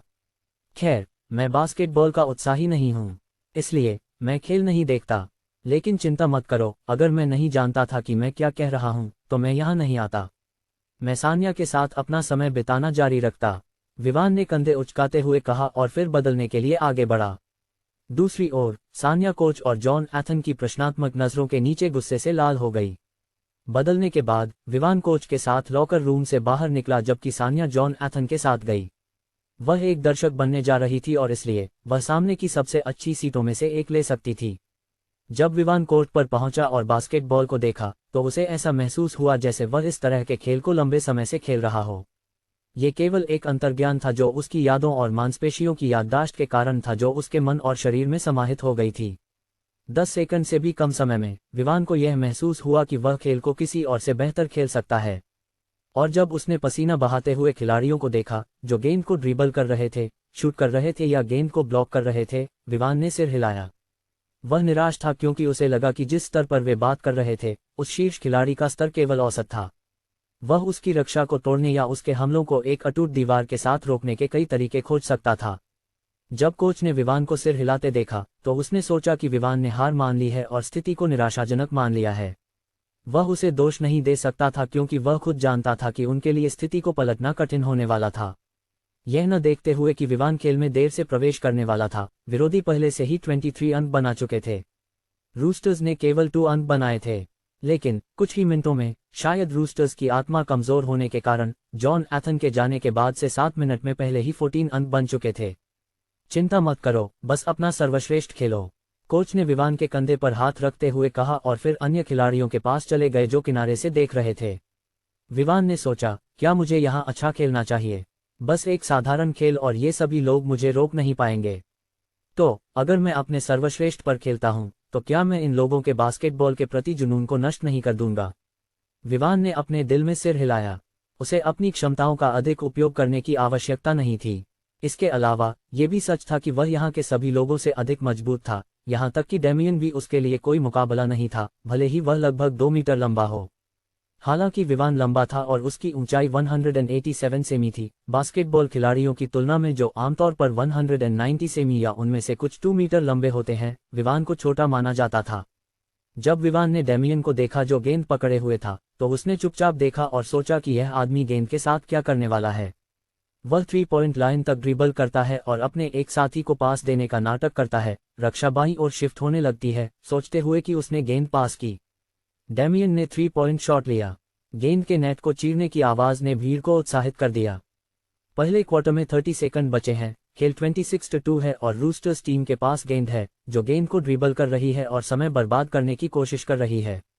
रूस्टर्स का पॉइंट गार्ड अपने पैरों के बीच ड्रिबल करने लगा और प्रतिद्वंद्वी को एक इन एंड आउट मूव से हिट करने की कोशिश की, लेकिन वह अपने जूते पर ठोकर खा गया और गेंद खो दी। प्रतिद्वंद्वी ने गेंद को उठाने के लिए दौड़ लगाई और क्वार्टर में 10 सेकंड बचे थे, आसान लेअप के लिए कोर्ट के नीचे दौड़ गया। जैसे ही टीम रक्षा पर वापस जाने के लिए दौड़ी, प्रतिद्वंद्वी ने पहले ही गेंद डेमियन को पास कर दी। डेमियन ने समय बर्बाद नहीं किया क्योंकि पहले क्वार्टर का अंत लगभग आ रहा था, इसलिए उसने 3 पॉइंट लाइन से गेंद को शूट किया। वीर और उसके साथियों ने देखा कि गेंद रिम की ओर आकर रही है। सौभाग्य से ये लक्ष्य को चूक गई और बैकबोर्ड पर लगी। रूस्टर्स को ये देखकर खुशी नहीं हुई कि डेमियन ने चूक किया, गेंद बैकबोर्ड से उछलकर रिम में गिर गई। टैड टैड टैड, गेंद के जमीन पर उछलने की आवाज सुनाई दी। उसी समय सीटी बजाई गई क्योंकि अधिकारी ने हाथ लहराकर क्वार्टर के अंत का संकेत दिया। खिलाड़ी कोर्ट से बाहर चले गए। जबकि प्रतिद्वंद्वी गर्व से सिर ऊंचा किए हुए थे, रूस्टर्स केवल निराशा के साथ बाहर निकल सके। कोच ने उनका स्वागत किया। जब वे यहां पहुंचे तो उन्होंने विवान को देखा। उन्होंने सोचा कि वह जर्सी क्यों पहन रहा है। मिस्टर जॉन एथन, क्या तुम खेलने वाले हो? एक खिलाड़ी ने पूछा। इसी समय अन्य खिलाड़ियों ने विवान की उपस्थिति को देखा। वह किनारे पर खड़ा था जबकि वे खुद खेल पर ध्यान केंद्रित कर रहे थे, इसलिए उन्होंने नहीं देखा कि वह कब आया। विवान ने इस पर सिर हिलाया। सानिया और अन्य लड़कियां पहले से ही उसे और जॉन एथन को अलग करने का तरीका जानती थी क्योंकि उनके फैशन के स्वाद अलग थे। इसके अलावा अगर कोई ध्यान से देखता तो वह देख सकता था कि विवान अधिक हैंडसम था। खैर, यही विवान सोचता था। कोच ने उनकी बात सुन ली, इसलिए उसने जल्दी से आगे बढ़कर कहा, ये विवान है। वह मिस्टर जॉन एथन का चचेरा भाई है। चचेरा भाई? चचेरे भाई एक जैसे कैसे दिख सकते हैं? एक खिलाड़ी ने अपनी शंका व्यक्त की। ठीक है, तुम वहां देख सकते हो। मिस्टर जॉन एथन वहां बैठे हैं। तुम उनसे इस बारे में पूछ सकते हो। कोच ने हाथ लहराया। खिलाड़ियों को फिर से बात करने का मौका मिलने से पहले कोच ने खेल के पिछले मिनट में देखी गई कुछ गलतियों के बारे में बात करना शुरू कर दिया। तुम लोग, मैं जानता हूं कि तुम विरोधियों द्वारा हावी हो रहे हो, लेकिन ये तुम्हारे लिए अच्छा खेलने से हार मानने का कारण नहीं है। तुम्हें खेल की शुरुआत से अंत तक अपना सर्वश्रेष्ठ देने की कोशिश करनी चाहिए, चाहे परिणाम कुछ भी हो। उसने कुछ और सेकंड तक बात की और फिर कहा, विवान इस क्वार्टर में प्रवेश करने वाला है। फिर उसने विवान की ओर देखा और पूछा, तुम किस पोजीशन पर खेलोगे? कोई भी पोजीशन चलेगी, लेकिन स्थिति के अनुसार मुझे पावर फॉरवर्ड के रूप में खेलना होगा ताकि मैं डेमियन का आसानी से सामना कर सकूं। विवान ने कहा और फिर खिलाड़ियों की ओर देखते हुए पूछा, क्या तुम लोग अन्य खिलाड़ियों का सामना कर सकते हो? बिल्कुल, अगर बस वे हैं तो ये कोई समस्या नहीं है। उनमें से एक जो कप्तान भी था, ने सिर हिलाया। फिर उसने विवान की ओर देखा और पूछा, तुम छोटे फॉरवर्ड के रूप में क्यों नहीं खेलते? तुम्हारी ऊंचाई और शरीर के आकार के अनुसार वहां खेलना तुम्हारे लिए अच्छा है। अन्य लोगों ने सहमति में सिर हिलाया। हालांकि उन्होंने सोचा कि उन्हें विवान की आवश्यकता नहीं है। जब वे डेमियन का सामना कर रहे थे तो उन्हें पता था कि वे वास्तव में कोई मुकाबला नहीं थे, इसलिए इस समय वे केवल विवान को आजमाने और देखना चाहते थे कि उसके पास किस तरह के कौशल हैं। इसकी चिंता मत करो, तुम बस मुझे गेंद देने और अन्य खिलाड़ियों के खिलाफ रक्षा करने पर ध्यान केंद्रित करो। उन्हें तुम्हारे पास नहीं करना चाहिए, विवान ने सिर हिलाते हुए कहा। वह खुद अपनी ताकत के बारे में जानता था, हालांकि वह उस लाभ का अधिक उपयोग नहीं करने वाला था। आराम करने का समय केवल 2 मिनट था, इसलिए समय बहुत जल्दी खत्म हो गया और विवान कोर्ट पर चला गया। जब डेमियन ने उसे देखा और जिस पोजीशन पर वह खेलने वाला था, तो उसने मुस्कुराते हुए पूछा, क्या तुम उनकी स्टार खिलाड़ी हो? उसने पहले कभी विवान को नहीं देखा था और न ही पहले क्वार्टर के दौरान उसे देखा था। उन्होंने पहले कहा था कि विवान अभी तक नहीं आया था, इसलिए वह आसानी से बता सकता था कि विवान वह खिलाड़ी था जिसे उसके खिलाफ खेलने के लिए लाया गया था। लेकिन उसने उसे पहले कभी नहीं देखा या उसके बारे में नहीं सुना। वह जानना चाहता था कि वे उसे कहां से लाए। शायद, विवान ने कंधे उचकाते हुए कहा, कुछ भी समझाने के लिए तैयार नहीं था। हंफ, डैमियन ने विवान की बेपरवाह नजर देखकर हंसते हुए कहा। उसने पूछा, क्या तुम मेरे साथ प्रतिस्पर्धा करना चाहते हो? डैमियन ने जब विवान के बेपरवाह चेहरे को देखा तो उसने नाक से आवाज निकाली। उसने पूछा, क्या तुम मेरे साथ एक प्रतियोगिता करना चाहोगे? विवान ने उसे ऐसे देखा जैसे वह किसी मूर्ख को देख रहा हो और फिर पूछा, क्या हम पहले से ही प्रतिस्पर्धा नहीं कर रहे हैं? या हम कोर्ट में क्या कर रहे हैं? डैमियन ने विवान के सवाल को सुनकर पहले तो चौंका, लेकिन एक पल बाद उसे एहसास हुआ कि विवान की बात सच थी। वे पहले से ही एक दूसरे के खिलाफ प्रतिस्पर्धा कर रहे थे। तो उस सवाल का क्या मतलब था? अहेम, मेरा मतलब था कि हम दोनों के बीच प्रतिस्पर्धा होगी। मैं देखना चाहता हूं कि तुम कितने अच्छे हो। डैमियन ने अपनी गला साफ करते हुए कहा। कोई समस्या नहीं, लेकिन तुम्हें पता होना चाहिए कि तुम पहले ही हार चुके हो। चलो देखते हैं, डैमियन ने गुस्से में कहा। अलिप्सस डॉट। दूसरी ओर, जोनाथन ने सैया को अपने पास पहले पंक्ति की सीटों में बैठने के लिए व्यवस्था की। उसने सोचा कि चूंकि वह विवान की लड़की है, उसे वही सम्मान मिलना चाहिए जो विवान को मिलेगा। जो लोग खेल देख रहे थे, वे सैया की ओर ध्यान से देख रहे थे। वे जानना चाहते थे कि वह कौन है। आखिरकार, ये पहली बार था जब वे उसे देख रहे थे। और जिस तरह से जोनाथन उसे ट्रीट कर रहा था, ये स्पष्ट था कि उसके प्रति उसके पास कुछ सम्मान था। इसके अलावा, वह एक खूबसूरत लड़की थी।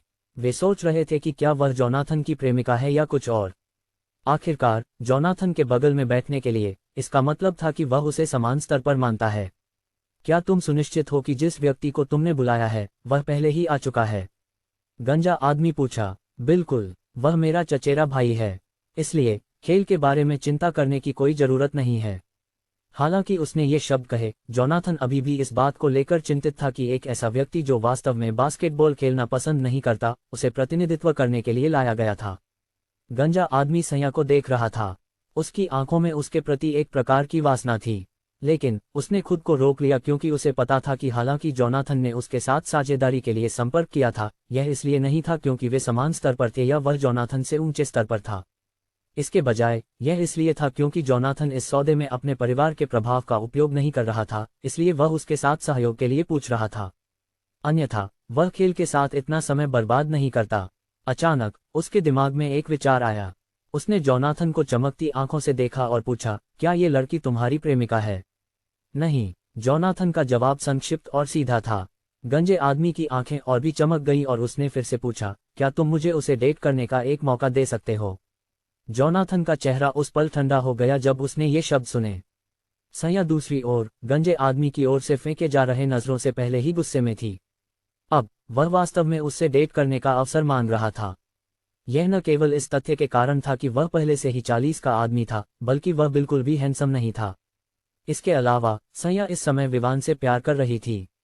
किसी के द्वारा उसे वासना भरी नजरों से देखना, उसे बस उसे थप्पड़ मारने की इच्छा हो रही थी। बस जोनाथन उनके बीच में था, अन्यथा वह वास्तव में गंजे आदमी को थप्पड़ मार देती ताकि वह जान सके कि वह किस बारे में बात कर रहा है। गंजे आदमी को देखते हुए, जो पहले से ही सैया को लोलुपता से देख रहा था, जोनाथन ने हंसते हुए कहा, हालांकि वह मेरी लड़की नहीं है, लेकिन उसका एक बॉयफ्रेंड है। और अगर तुम वास्तव में उसे चाहते हो, तो तुम्हें पहले उससे पूछना चाहिए। जैसे कि तुम वास्तव में उसके साथ निपटने में सक्षम हो, हम इस बारे में बात कर सकते हैं जब तक कि वह ये नहीं जानता कि तुम वास्तव में उसकी लड़की पर नजर डालने की कोशिश कर रहे थे। जोनाथन ने आगे कहा। सैया, जो कुछ सेकंड पहले इतनी गुस्से में थी, अब अचानक शर्मीली हो गई। उसका चेहरा गहरा लाल हो गया। लेकिन इस तथ्य से कि वह इतनी गुस्से में थी कि उसका चेहरा लाल हो गया, किसी ने नहीं देखा कि वह वास्तव में शर्मिंदा हो रही थी। जोनाथन की आवाज इतनी ठंडी थी कि गंजे आदमी को ठंडक लग गई। अब वह इस बात पर पछता रहा था कि उसने वास्तव में सैया के बारे में जोनाथन से पूछने की हिम्मत की। अगर वह वास्तव में उसके बगल में बैठ सकती है और वह उसकी लड़की नहीं है, तो ये स्पष्ट था कि उसकी स्थिति कम नहीं थी। ऐसी लड़की वास्तव में एक बूढ़े आदमी के साथ क्यों डेट करेगी? ये केवल तब होगा जब उसकी सौंदर्य बोध अजीब हो। हालांकि उसे पता था कि उसे अब सैया के साथ और अधिक छेड़छाड़ नहीं करनी चाहिए, उसकी जिज्ञासा को रोक नहीं सका। मुझे इसके लिए खेद है, लेकिन उसका बॉयफ्रेंड कौन है? गंजा आदमी ने पूछा। जोनाथन ने नाक से आवाज निकाली और कोर्ट की ओर इशारा किया। ठीक उसी समय दूसरा क्वार्टर शुरू होने वाला था। गंजा आदमी ने जोनाथन की ओर इशारा किया और जब उसने विवान को देखा तो वह चौंक गया। क्या वह तुम्हारा जुड़वा भाई है? जोनाथन के होंठों के कोने में हल्की सी मुस्कान आई जब उसने कहा, वह मेरा चचेरा भाई है। वह इस बार तुम्हारे लिए खेलने वाला है क्योंकि वह थोड़ा व्यायाम करना चाहता था। यहाँ तक कि मैं भी उसे नहीं हरा सकता। क्या तुम सोचते हो कि तुम उसके सामने टिक पाओगे जब वह जानता है कि तुम वास्तव में उसकी लड़की पर नजर डालने की कोशिश कर रहे थे? गंजा आदमी पहले से ही ठंडे पसीने में भीग गया था और उसकी सांसें तेज हो गई थीं। उसे जेसेडा परिवार के बारे में पता था, उसे जोनाथन के बारे में पता था, और उसे ये भी पता था कि वह जोनाथन के खिलाफ प्रतिस्पर्धा नहीं कर सकता। अब अगर वह व्यक्ति जो जोनाथन से भी मजबूत था उस पर हमला करता है तो क्या वह बर्बाद नहीं होगा? गंजा आदमी को यह नहीं पता था कि जोनाथन ने इस मौके का उपयोग गंजे आदमी को डराने के लिए किया था ताकि वह जल्दी से सौदे को स्वीकार कर सके और समझौते के दौरान बेवकूफ़ी की शर्तें न लाए। सैया दूसरी ओर अपने छोटे सिर को अपने हाथों में छिपाने के लिए मजबूर हो गई। उसी समय वह बस सोच रही थी, अगर यह सच है तो शायद मैं खुश रहूंगी, है ना? क्या तुम उसे इस घटना के बारे में नहीं बताओगे? गंजा आदमी ने कांपती आवाज में पूछा। क्यों नहीं तुम उससे पूछते हो कि क्या वह अपने बॉयफ्रेंड को बताने वाली है या नहीं? जोनाथन ने कंधे उचकाकर कहा और सैया की ओर देखा, फिर कोर्ट पर ध्यान केंद्रित किया। अरे मिस, गंजा आदमी ने बोलने की कोशिश की लेकिन उसे सैया की ठंडी हंकार ने रोक दिया। अलिप्सस डॉट। गेंद पहले से ही रोस्टर्स के पास थी। जैसे ही क्वार्टर शुरू हुआ, गेंद पकड़े हुए व्यक्ति ने उसे विवान की ओर फेंका। जब विवान ने इसे प्राप्त किया तो उसने देखा कि डेमियन पहले से ही उसकी ओर दौड़ रहा था। डेमियन को यह सोचकर कोई संदेह नहीं था कि विवान गेंद को छोड़ने वाला है क्योंकि वह देख सकता था कि रोस्टर्स कितने तनाव में थे और वे उसे पास करने के लिए कितने जल्दी थे। इससे वह बता सकता था कि वे विवान पर अधिक भरोसा कर रहे थे। विवान ने यह भी कहा था कि डेमियन हारने वाला है। खुद को साबित करने के लिए वह निश्चित रूप से उसके पास से गुजरने की कोशिश करेगा, है ना? इस विचार के चलते डेमियन के मन में उसने विवान को गेंद को उछालते हुए देखा। उसके इस कार्य को देखकर डेमियन ने सोचा कि विवान मूर्ख है जो अपने प्रतिद्वंद्वी के सामने गेंद को ड्रिबल करने की हिम्मत कर रहा है। वह मुस्कुराया और अपना हाथ बढ़ाया, तैयार था कि वह गेंद को हवा में से पहले ही छीन ले। उसका हाथ गेंद के करीब पहुंच गया, लेकिन ठीक उसी समय कुछ हुआ। विवान का हाथ इतनी तेजी से चला कि उसने गेंद को जमीन पर मार दिया। ये कोर्ट पर उछलकर डेमियन के पैरों के बीच से निकल गया और उसके पीछे चला गया। जब वह इस घटना से चौंका था तब तक विवान उसके पास से गुजर चुका था और गेंद को फिर से ड्रिबल करने लगा। टैड टैड टैड। जैसे ही गेंद जमीन पर 3 बार गिरी, डेमियन ने प्रतिक्रिया दी। उसने जितनी तेजी से हो सके मुड़कर देखा और विवान को देखा जो प्रतीक्षा कर रहा था। इस पल में डेमियन को शर्मिंदगी और गुस्सा दोनों महसूस हुआ। उसे अभी अभी अपमानित किया गया था। शीर्ष टीमों में से एक के शीर्ष खिलाड़ियों में से एक के रूप में वह आसानी से कैसे हार सकता था। और सबसे ह्यूमिलिएटिंग यह था कि गेंद को ड्रिबल करने और बास्केट की ओर जाने के बजाय विवान वास्तव में उसका इंतजार कर रहा था। जैसे कि उसके साथी खिलाड़ी, जिनमें से सभी ने किसी को रोकने का काम किया था, उन्होंने कभी नहीं सोचा था कि डेमियन वास्तव में विवान को रोकने में असफल हो जाएगा। इसके अलावा यह इतना सरल था कि उसने समय पर प्रतिक्रिया भी नहीं दी। उनके मुंह खुले रह गए, कोई भी आगे नहीं बढ़ा क्योंकि वे डेमियन के वापसी की प्रतीक्षा कर रहे थे और गेंद चुराने की कोशिश कर रहे थे। अगर विवान डेमियन को हरा सकता है तो वे डेमियन से भी कमतर हैं, तो वे क्या कर सकते हैं? दूसरी ओर रोस्टर्स उत्साहित थे। उन्होंने कभी नहीं सोचा था कि वे वास्तव में एक ऐसा व्यक्ति देखेंगे जो डेमियन से मजबूत है। अब वे इस बात के बारे में नहीं सोच रहे थे कि वे विवान को खेलने से रोकने की कोशिश कर रहे थे। क्यों नहीं तुम वहां से शूट करने की कोशिश करते? डेमियन ने पूछा। वह स्पष्ट रूप से गेंद के पीछे जाने के लिए तैयार नहीं था। वह केवल अगले दौर में मेहनत करेगा जब विवान गेंद खो देगा। उसने ये भी नहीं माना कि विवान वास्तव में यहां से स्कोर करेगा क्योंकि वे पहले से ही कोर्ट के केंद्र के करीब थे। बास्केट तक पहुंचने के लिए आधा कोर्ट बाकी था। ठीक है, विवान ने सिर हिलाया और फिर उसने निशाना साधा और गेंद को शूट किया। ये हवा में आग बनाते हुए बास्केट के माध्यम से स्मूथली चला गया। ये बैकबोर्ड से नहीं टकराया और न ही ये रिम को छुआ। ये एक परफेक्ट शॉट था। पूरे अरेना में चुप्पी छा गई, केवल वही आवाज सुनाई दे रही थी जो बास्केटबॉल के जमीन पर गिरने की थी। क्या मैं चीजें देख रहा हूं? बिल्कुल, ये तो हम सब के लिए एक ही दृश्य है। वह आदमी डेमियन को पार कर गया और इतनी दूर से स्कोर कर दिया। तुम क्या बकवास कर रहे हो? ये तो बस एक भाग्यशाली शॉट है। उसे देखो, वह तो इतना युवा है। वह पेशेवर बास्केटबॉल खिलाड़ी कैसे हो सकता है? यह सच है, उसे बस भाग्य मिला क्योंकि डेमियन ने उसे कमतर आंका। जैसे जैसे वे बात कर रहे थे, ये स्पष्ट था कि यहाँ दो विरोधी पक्ष थे, इसलिए निश्चित रूप से ऐसे लोग थे जो विवान के स्कोर करने पर जश्न मना रहे थे। दूसरी ओर, कुछ लोग खुश नहीं थे। ये केवल एक साधारण बास्केटबॉल खेल नहीं था, ये दो विरोधी गुटों के बीच एक दांव था, और दांव एक भूमि का एक टुकड़ा और एक परियोजना थी जो अरबों डॉलर की थी। कोर्ट पर विवान ने डेमियन को देखा जो उसे अविश्वास से देख रहा था और पूछा, क्या सोचते हो? क्या तुम अभी भी नहीं हारे हो? क्या सोचते हो? क्या तुम अभी भी नहीं हारे हो? डेमियन पहले से ही चौंका हुआ था जब विवान ने इतनी दूर से स्कोर किया। ये जानना जरूरी था कि यहाँ तक कि वह खुद भी सुनिश्चित नहीं था कि वह गेंद को बास्केट में डाल सकेगा। ये तो विवान की तरह परफेक्ट शॉट लगाने की बात थी। इसलिए वह वास्तव में हैरान था कि विवान ने स्कोर कर लिया। ये तो बस एक भाग्यशाली शॉट था, डेमियन ने जवाब दिया, जबकि उसके साथी पहले से ही गेंद को पास और ड्रिबल करने लगे। ये जानकर कि अब समय बर्बाद करने का कोई मतलब नहीं था, उसने विवान को अकेला छोड़ दिया और अपनी तरफ गया ताकि गेंद का इंतजार कर सके। जब उसने गेंद प्राप्त की तो उसने सुनिश्चित किया कि वह विवान का सामना कर रहा है।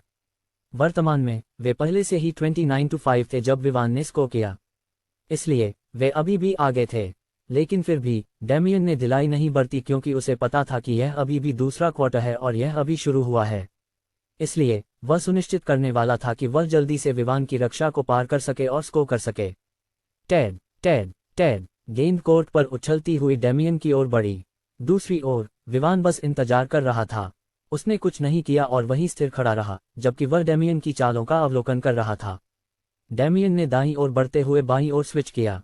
उसने विवान को यह सोचने की कोशिश की कि उसने गेंद पास कर दी है, लेकिन वह अभी भी अपने हाथों में थी। लेकिन आश्चर्यजनक रूप से, चाहे वह क्या करे, विवान ने बिल्कुल भी हिलने का प्रयास नहीं किया। ऐसा लग रहा था जैसे वह अपनी जगह पर जड़ित हो। केवल उसकी आंखें थीं जो गेंद की हरकतों का अनुसरण कर रही थीं। विवान ने देखा कि उसके लिए वास्तव में झुककर गेंद छीनने के लिए तैयार होने की कोई आवश्यकता नहीं थी। उसके लिए, जब तक डेमियन गेंद पास करने की कोशिश करता, वह उसे आसानी से छीन सकता था। डेमियन ने देखा कि उसकी कोई भी चाल विवान को हिलाने और उसे वह जगह देने में सफल नहीं हो रही थी जिसकी उसे इतनी आवश्यकता थी। और हालांकि विवान बस वहीं खड़ा था, वह वास्तव में उसे बहुत दबाव दे रहा था। कुछ सेकंड के प्रयास के बाद, लेकिन यह देखकर कि विवान ने प्रतिक्रिया नहीं दी, डेमियन ने सोचा कि शायद विवान को रक्षा करना नहीं आता। इसलिए उसने गेंद को ड्रिबल करते हुए उसके पास जाने का इरादा बनाया। वह अपनी पूरी गति का उपयोग कर रहा था क्योंकि उसने सोचा कि यह उसकी एक ताकत है। लेकिन जैसे ही वह विवान के पास पहुंचा, उसने पाया कि उसके हाथ खाली हैं। वह चौंक गया। इसी पल में उसने अपने पीछे कोर्ट पर गेंद के उछलने की आवाज सुनी। ये पता चला कि जैसे ही वह विवान के पास से गुजरा, विवान ने वास्तव में बिना जाने उसकी गेंद छीन ली थी। बेशक विवान अपनी पेशेवर लड़ाई की क्षमता का लाभ नहीं उठा रहा था। इसके बजाय वह बस सामान्य गति का उपयोग कर रहा था, ठीक उसी तरह जैसे डेमियन कर रहा था।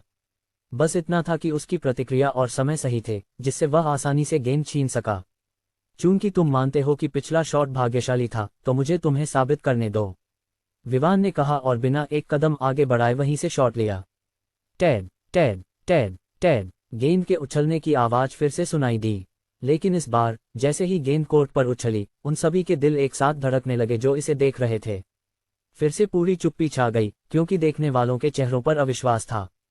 इसका कारण सरल था, वे अपनी आंखों पर विश्वास नहीं कर पा रहे थे। अगर कहीं नई आंखें उधार लेने का मौका होता, तो वे ऐसा कर लेते। उन्होंने फिर से देखा, डेमियन को दूसरी बार हार का सामना करना पड़ा।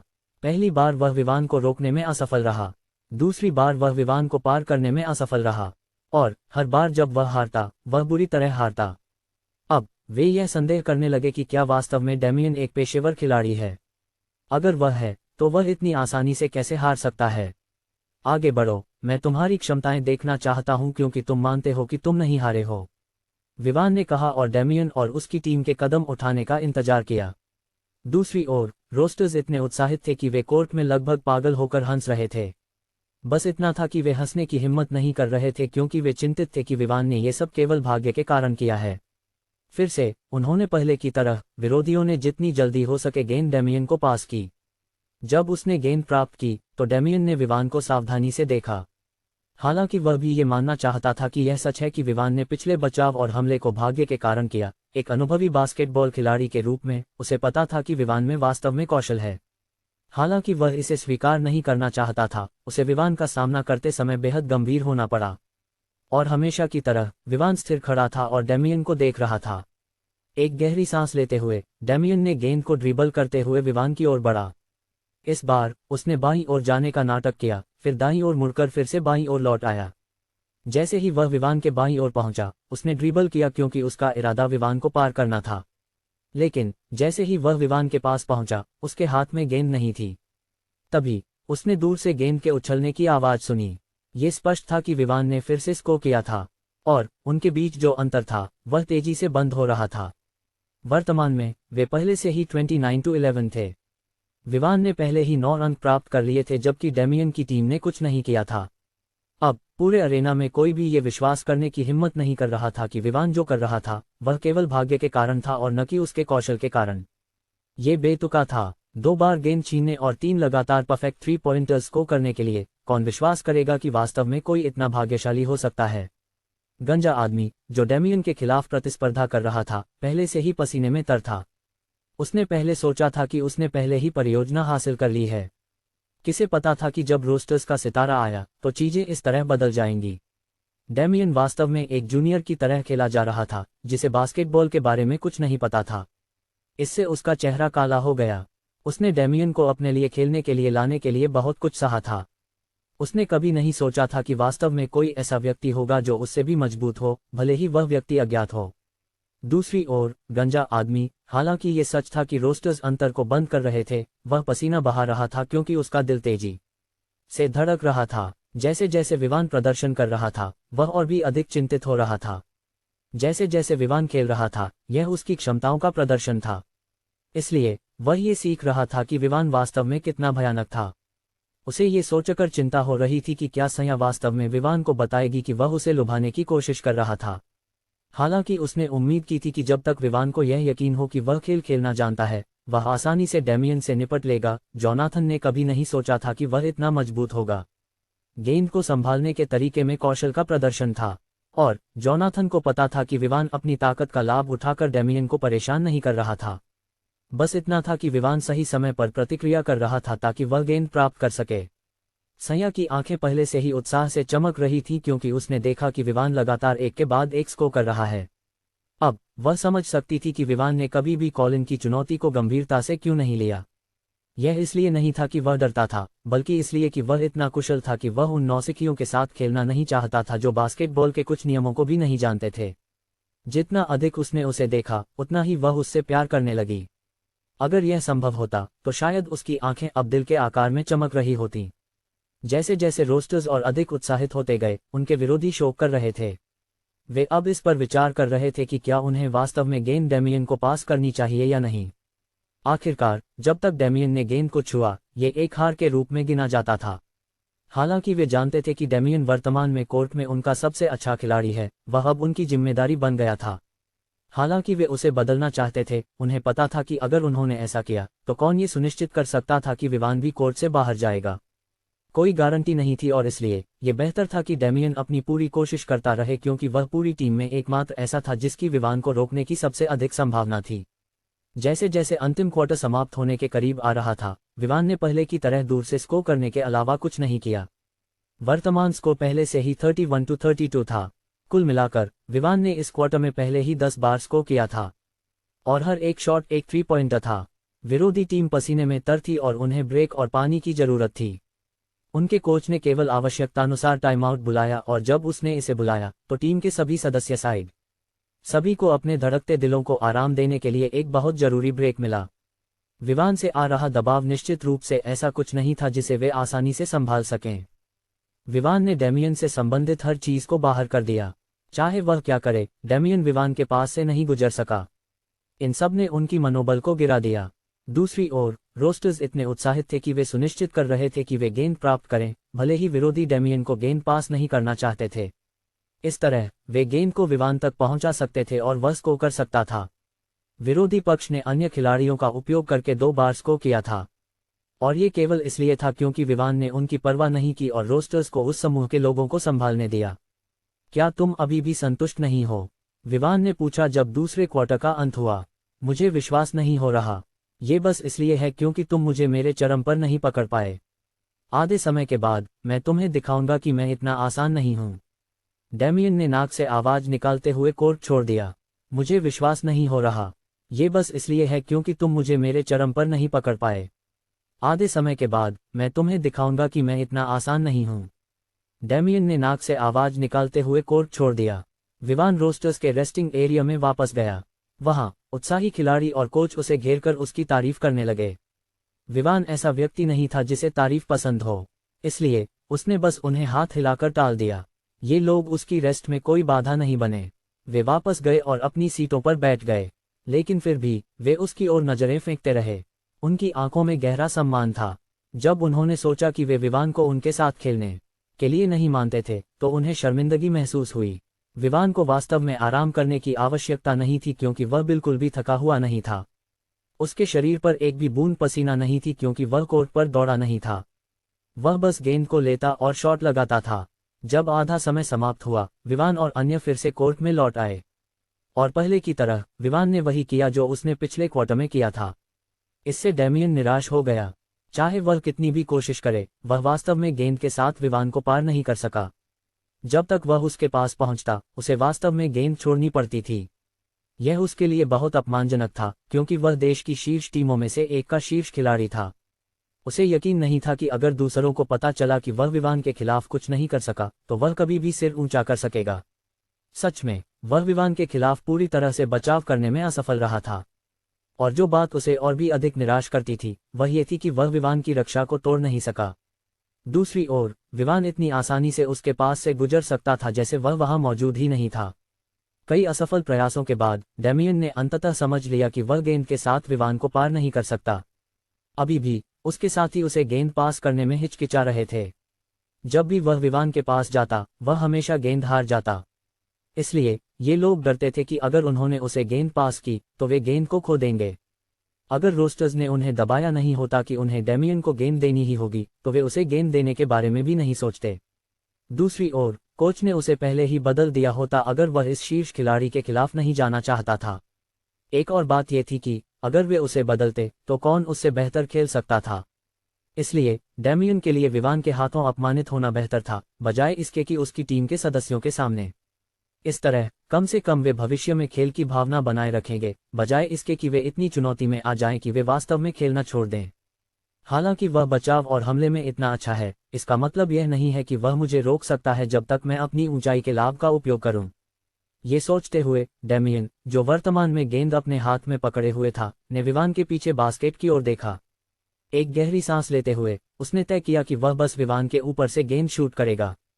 यह उसके दिमाग में एकमात्र समाधान था।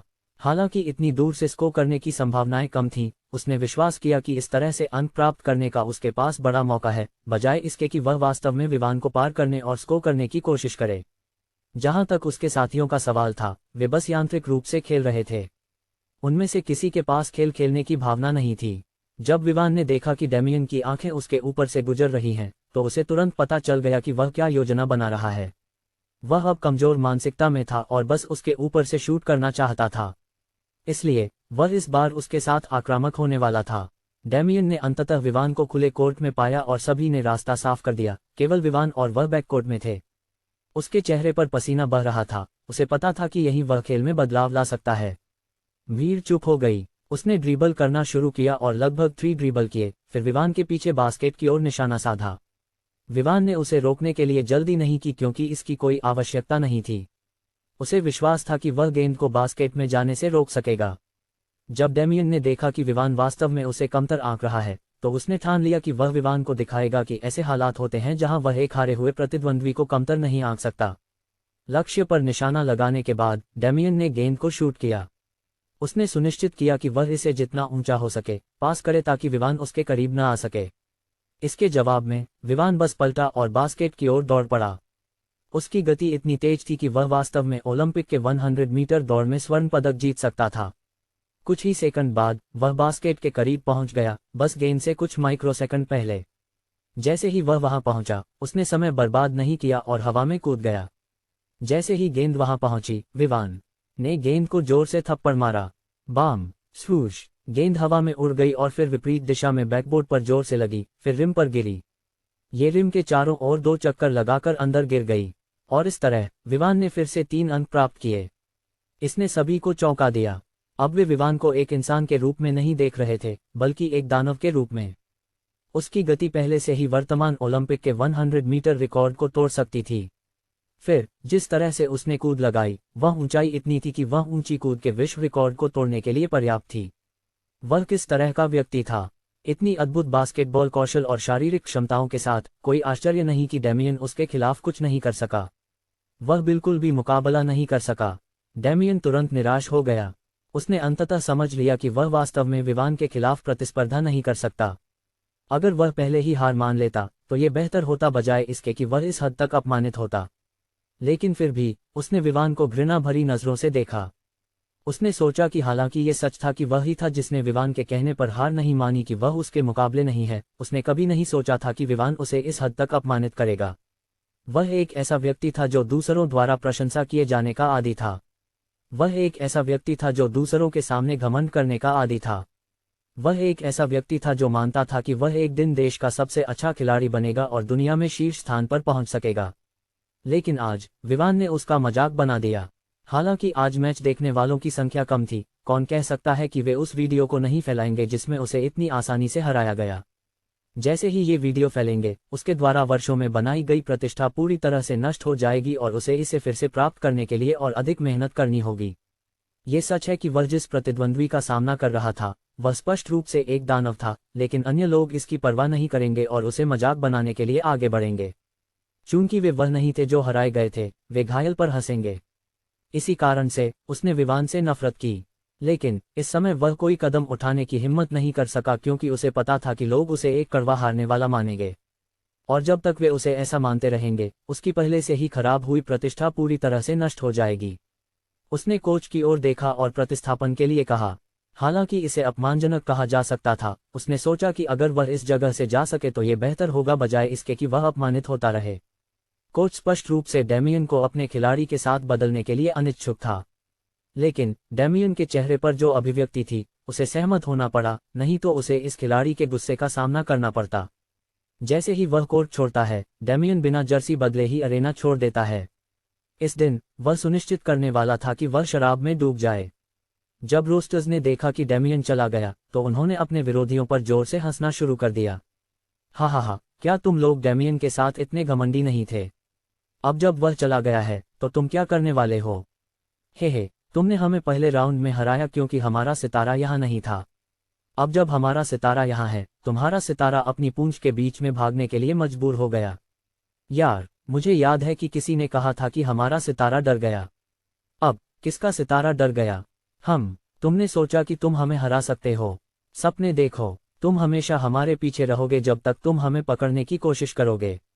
ये बिल्कुल सही है, तुम केवल हमारे पास इसलिए पहुंचे क्योंकि हम तुम्हारा इंतजार कर रहे थे। इस तरह हम तुम्हें कुछ झूठी उम्मीद दे सकते हैं कि तुम हमें पार कर सकते हो। विरोधी भी पलटवार करने लगे। वे स्पष्ट रूप से इस तथ्य को स्वीकार नहीं कर सकते थे कि उन्हें इस तरह से ताना मारा जा रहा था। उन्हें प्रतिशोध करना था, भले ही वे जानते थे कि रोस्टर्स जो कह रहे थे वह सच था। तो क्या तुम केवल अपने सितारे पर निर्भर करते हो ताकि हमें हरा सको? अन्यथा तुम हमारे खिलाफ कुछ नहीं कर सकते। सही है, क्यों नहीं तुम अपने सितारे से कहते हो कि कोर्ट छोड़ दे ताकि हम एक दूसरे के खिलाफ निष्पक्षता से प्रतिस्पर्धा कर सकें। निष्पक्षता से पहले क्वार्टर में तुम्हारा सितारा क्यों नहीं रुका ताकि वह हमारे सितारे का इंतजार कर सके ताकि वे प्रतिस्पर्धा कर सकें? तुम लोग बेईमान हो, ये तो दादागिरी है। तुम्हें दादागिरी करना मुझे खुशी देता है। वैसे भी क्यों नहीं तुम लोग किसी को ढूंढते हो जो हमें भी दादागिरी कर सके? बिल्कुल सही, तुम लोग थोड़ी देर पहले कितने घमंडी थे। अब जब तुम्हारे पास कुछ नहीं है, तुम बस एक रास्ता खोजने की कोशिश कर रहे हो। विवान ने इस बकवास को नजरअंदाज किया और गार्ड पोजीशन में चला गया। फिर उसने वहां खेल रहे व्यक्ति से कहा, तुम लोग अटैकिंग खेल सकते हो, डिफेंस का काम मुझे छोड़ दो। तुम लोग आक्रामक खेल सकते हो, रक्षा का काम मुझे छोड़ दो। जैसे ही विवान ने रक्षा की स्थिति संभाली, विरोधी टीम के पास गेंद के साथ दौड़ने के अलावा कोई विकल्प नहीं था, लेकिन उनमें से कोई भी रोस्टर्स के बास्केट के करीब जाने की हिम्मत नहीं कर रहा था। वे डरते थे कि अगर उन्होंने ऐसा किया तो वे अपमानित हो जाएंगे और इसके परिणामस्वरूप वे बास्केटबॉल में अपनी आत्मविश्वास खो देंगे। इसके परिणामस्वरूप रोस्टर्स जो पूरी ताकत से खेल रहे थे ने उन्हें पूरी तरह से दबा दिया। चूंकि विरोधी पक्ष केवल एक दूसरे को गेंद पास करने और कुछ ड्रिबल करने में सक्षम था, वे लगातार गेंद खोते रहे जबकि रोस्टर्स के दबंग हमलों का सामना कर रहे थे। अब रोस्टर्स को रक्षा की परवाह नहीं थी। जैसे ही उन्हें गेंद मिलती, वे सभी स्कोर करने के लिए दौड़ पड़ते। इससे उनके विरोधियों का पसीना और भी बढ़ गया। पहली बार अपने विरोधियों को पूरी तरह से कुचलने का अवसर पाकर रोस्टर्स ने इसका अधिकतम उपयोग करने का निर्णय लिया। खिलाड़ियों ने अपनी बारी बारी से खेल में भाग लेने के लिए बदलाव किए ताकि वे अपने दुश्मन को हराने का अनुभव ले सकें। ये चौथे क्वार्टर के दौरान भी जारी रहा। हालांकि कुछ लोग थे जिन्होंने बास्केट पर हमला करने का प्रयास किया जिसे विवान ने रक्षा की थी, वे सभी असफल रहे। जब चौथा और अंतिम क्वार्टर बजर की आवाज के साथ समाप्त हुआ तो रोस्टर्स निराश महसूस कर रहे थे क्योंकि वे बंधे हुए दुश्मन को और अधिक नहीं पीट सकते थे। दूसरी ओर उनके विरोधी इस बात से खुश थे कि खेल समाप्त हो गया और उन्हें अब उस दानव के साथ एक ही कोर्ट में रहने की यातना सहन नहीं करनी पड़ी। खेल का अंतिम परिणाम वास्तव में 31-87 था। चूंकि विवान ने रक्षा में खेलने का निर्णय लिया था, रोस्टर्स द्वारा स्कोर किए गए अंक पिछले 2 क्वार्टर में कम हो गए थे, लेकिन फिर भी इसे एक क्रशिंग डिफीट और रोस्टर्स के लिए एक ओवरवेलमिंग विक्ट्री माना गया। अब रोस्टर्स अंततः अपने सिर ऊंचा कर सकते थे और दावा कर सकते थे कि उन्होंने वास्तव में अपने दुश्मन को हराया है। मैच के बाद विवान को लंबे समय से प्रतीक्षित सिस्टम प्रॉम्प्ट मिला। सिस्टम कार्य पूरा हुआ। पेशेवर बास्केटबॉल खिलाड़ी कौशल अब स्थायी रूप से मेजबान के पास है। वह मुस्कुराते हुए कोर्ट से बाहर निकला। चूंकि उसने अपना हिस्सा पूरा कर लिया था, केवल एक चीज बाकी थी। वह था उस पैसे को प्राप्त करना जो उसे मिलना चाहिए। आखिरकार वह यहां मुफ्त में खेलने के लिए नहीं आया था। उसे अपनी क्षमताओं को दिखाने के लिए कुछ पैसे कमाने थे। रोस्टर्स के कोच और खिलाड़ियों ने विवान को उनके साथ भोजन करने के लिए आमंत्रित करने की कोशिश की, लेकिन विवान ने मना कर दिया। जब उसके पास एक खूबसूरत लड़की थी जो उसे शहर में घूमने के लिए इंतजार कर रही थी, तो वह उनके साथ समय क्यों बिताना चाहता। जब कोच और अन्य ने देखा कि विवान में कोई रुचि नहीं है, तो उन्होंने उसे परेशान करने की हिम्मत नहीं की, क्योंकि उन्हें पता था कि उसका एक भयानक बैकग्राउंड है। इसलिए वे भाग्यशाली थे कि उन्होंने उसके साथ खेला। लॉकर रूम में पहुंचने के बाद विवान ने स्नान किया और फिर अपने कपड़े बदल लिए। जब वह बदलने के कमरे से बाहर आया तो उसने देखा कि सान्या, जोनाथन और एक अनजान गंजा आदमी उसका इंतजार कर रहे थे। जैसे ही वह वहां आया, जोनाथन ने आगे बढ़कर विवान के कंधे पर हाथ रखा और कहा, मेरे अच्छे चचेरे भाई, क्यों न मैं तुम्हारे लिए कुछ और खेलों का आयोजन करूं। जोनाथन के चेहरे पर एक दयालु मुस्कान थी। दूर हो जाओ, यह मत सोचो कि मैं नहीं जानता कि तुम क्या योजना बना रहे हो। विवान ने जोनाथन को धक्का दिया। वह यह नहीं जानता था कि यह आदमी क्या सोच रहा है। उसे पता था कि जोनाथन बस उसे कुछ हासिल करने के लिए उपयोग करना चाहता है। जोनाथन द्वारा उसे अच्छे चचेरे भाई कहने के बारे में यह कब से शुरू हुआ? जब उसने उसके लिए शरीर को मजबूत करने का समाधान प्राप्त किया था, तब भी ये आदमी विवान के साथ बहस करने के लिए बेझिझक था। इसलिए इस समय इस आदमी का इतना अच्छा होना, वह पहले से ही जानता था कि यह आदमी उसे कुछ लाभ प्राप्त करने के लिए उपयोग करने की सोच रहा है। अगर यह सच था कि जोनाथन मुसीबत में था, तो विवान उसे मदद करने में संकोच नहीं करता। लेकिन अगर वह उसे उपयोग करने जा रहा था, तो वह इसके लिए सहमत नहीं होता। वह केवल तभी मदद करेगा जब उसे ऐसा करने का मन होगा। जब सान्या ने जोनाथन के चेहरे पर दुखी अभिव्यक्ति देखी, तो वह मुस्कुराए। वह वहां थी जब जोनाथन ने बड़बड़ाया कि वह विवान की प्रतिभा को बर्बाद नहीं होने देगा। वह विवान के कौशल का उपयोग करना चाहता था ताकि वह अपने कुछ दुश्मनों के खिलाफ प्रतियोगिता जीत सके। जब उसने देखा कि विवान पहले से ही उसे देख रहा है, तो वह खुश हुई। आखिरकार वह नहीं चाहती थी कि उसका आदमी किसी और द्वारा उपयोग किया जाए, भले ही वे रिश्तेदार हों, है ना? एक सेकंड के लिए रुको। वह कब से विवान को अपने आदमी के रूप में संदर्भित करने लगी। सान्या की आंखें इस विचार से चौड़ी हो गईं। उसने याद किया कि यह विचार वास्तव में उसके दिमाग में जोनाथन द्वारा डाला गया था, जिसने उसे विवान की महिला के रूप में संदर्भित किया था। विवान ने सान्या को लाल होते हुए देखा और मुस्कुराते हुए पूछा, क्या तुम्हारा दिल आज मेरी प्रदर्शन से जीत लिया गया है? सान्या और भी लाल हो गई, लेकिन फिर भी उसने अपना सिर घुमाया और ऐसा दिखाने का नाटक किया कि उसने उसे सुना ही नहीं। विवान ने खुद नहीं देखा कि वह उस पहले दिन से बदल रहा था जब वह सोमेश्वर शहर में आया था और सिस्टम प्राप्त किया था। परिवर्तन उसके सिस्टम से नहीं आ रहे थे, बल्कि खुद से आ रहे थे। पहले जब वह रॉय परिवार के महल में रह रहा था, उसका दिल उस समय से जमी हुई थी जब उसने अपनी मां को खो दिया था। इस जीवन में किसी के लिए उसकी परवाह न होने के कारण किसी ने भी उसकी परवाह नहीं की। विवान भावनाओं के मामले में सती बन गया और अपनी असली पहचान छिपा ली। लेकिन जब उसने सान्या, विलियम और अन्य से मुलाकात की तो उसने अंततः अपनी असली पहचान प्रकट करना शुरू कर दिया। ठंडी व्यक्तित्व उसकी नहीं थी, ये कुछ ऐसा था जो उसने बस उस वातावरण के कारण विकसित किया था जिसमें वह था। अब जब उसे अपनी भावनाओं को छिपाने की कोई आवश्यकता नहीं थी, विवान ने अंततः खुलना शुरू कर दिया। हालांकि वह अभी भी अपनी असली पहचान को पूरी तरह से बहाल नहीं कर पाया था, वह अभी भी प्रक्रिया में था और यह लंबा नहीं होगा जब तक कि वह ऐसा करने में सफल न हो जाए। अब अपने सतही मुस्कान के बजाय विवान ने वास्तविक मुस्कान देना शुरू कर दिया। लेकिन निश्चित रूप से वास्तविक मुस्कान केवल उन लोगों के लिए उपलब्ध थी जो इसके योग्य थे, न कि किसी के लिए भी। दुर्भाग्य से विवान को यह एहसास नहीं हुआ कि वह वास्तव में गर्म होना शुरू कर चुका था। उसके दिल में जो बर्फ थी वह पहले ही उस नृत्य के दौरान पिघलने लगी थी जब उसने पहली बार सान्या के साथ बातचीत की थी। विवान को खुद नहीं पता था कि वह परिवर्तन जो वह अनुभव कर रहा था उसका मुख्य कारण वास्तव में सान्या थी। उसके सामने उसे ऐसा महसूस होता था कि वह वास्तव में खुद हो सकता है, और यह सब सान्या के प्रति उसके द्वारा महसूस की गई परिचितता से आया था। हालांकि आज तक वह यह नहीं समझ पाया था कि यह परिचितता का कारण क्या था। विवान अकेला नहीं था जो गर्म हो रहा था, वास्तव में सान्या विवान से भी तेजी से गर्म हो रही थी। इसका कारण यह था कि उसके दिल को ढकने वाली बर्फ विवान के दिल की तुलना में छोटी थी। सान्या में ठंडक और दूरियां इस तथ्य के कारण आई थी कि वह व्यापार से संबंधित मामलों में अधिक केंद्रित थी। परिवार के व्यवसाय से संबंधित मुद्दों ने उसे अपने समकक्षों के साथ बातचीत करने का मौका नहीं दिया। इसलिए अपने माता पिता और दादा दादी के अलावा उसने केवल दमिनी, दीपिका, पूजा और एक अन्य लड़की जिसका नाम तान्या था के साथ बातचीत की थी। ये तान्या थी जिसके लिए सान्या ने सोमेश्वर शहर में एमिनेट ब्यूटी कंपनी शुरू की थी। जब उसने विवान से मुलाकात की तो सान्या अब केवल अपनी उज्ज्वल पक्ष को उसके सामने नहीं दिखा रही थी, इसके बजाय जोनाथन जैसे लोगों के लिए उसने उनके प्रति गर्मजोशी दिखाई और कभी कभी उनके साथ मजाक भी किया। जब सान्या ने देखा कि वह थोड़ी लाल हो रही है लेकिन वास्तव में ये स्वीकार नहीं कर रही थी कि विवान ने आज उसकी दिलचस्पी को जीत लिया है, तो विवान ने सिर हिलाया और अपनी नजरें गंजे आदमी पर केंद्रित की। किसी कारण से जिसे विवान नहीं जानता था, गंजा आदमी कांप रहा था और उसकी माथे पर पसीना इकट्ठा हो रहा था जो पहले से ही बह रहा था। गंजा आदमी लगभग हर 30 सेकंड में अपने हाथ के कपड़े से अपने माथे को पोंछता रहा। विवान ने यह महसूस करने में मदद नहीं की कि क्या लॉकर रूम के अंदर का तापमान इतना अधिक था कि इस आदमी को इतनी अधिक पसीना आ रहा था, लेकिन उसने तापमान में कोई असामान्यता नहीं पाई। हालांकि यह सच था कि यह अभी भी गर्मी का मौसम था, यह भी सच था कि लॉकर रूम इतना गर्म नहीं था कि कोई वहां खड़े होकर पसीना बहाए। विवान केवल ये सोच सकता था कि यह आदमी पसीना बहा रहा था क्योंकि वह दौड़ रहा था या कुछ और। लेकिन तभी उसने एक और असामान्यता देखी, ये था कि यह आदमी विवान से इतना डरा हुआ लग रहा था। हर बार जब विवान की नजरें उस पर पड़ती, यह आदमी वास्तव में झिझकता था, जैसे कि वह डरता था कि विवान उसे पीट देगा। और किसी कारण से यह आदमी जोनाथन और सान्या की ओर चुपके से देख रहा था।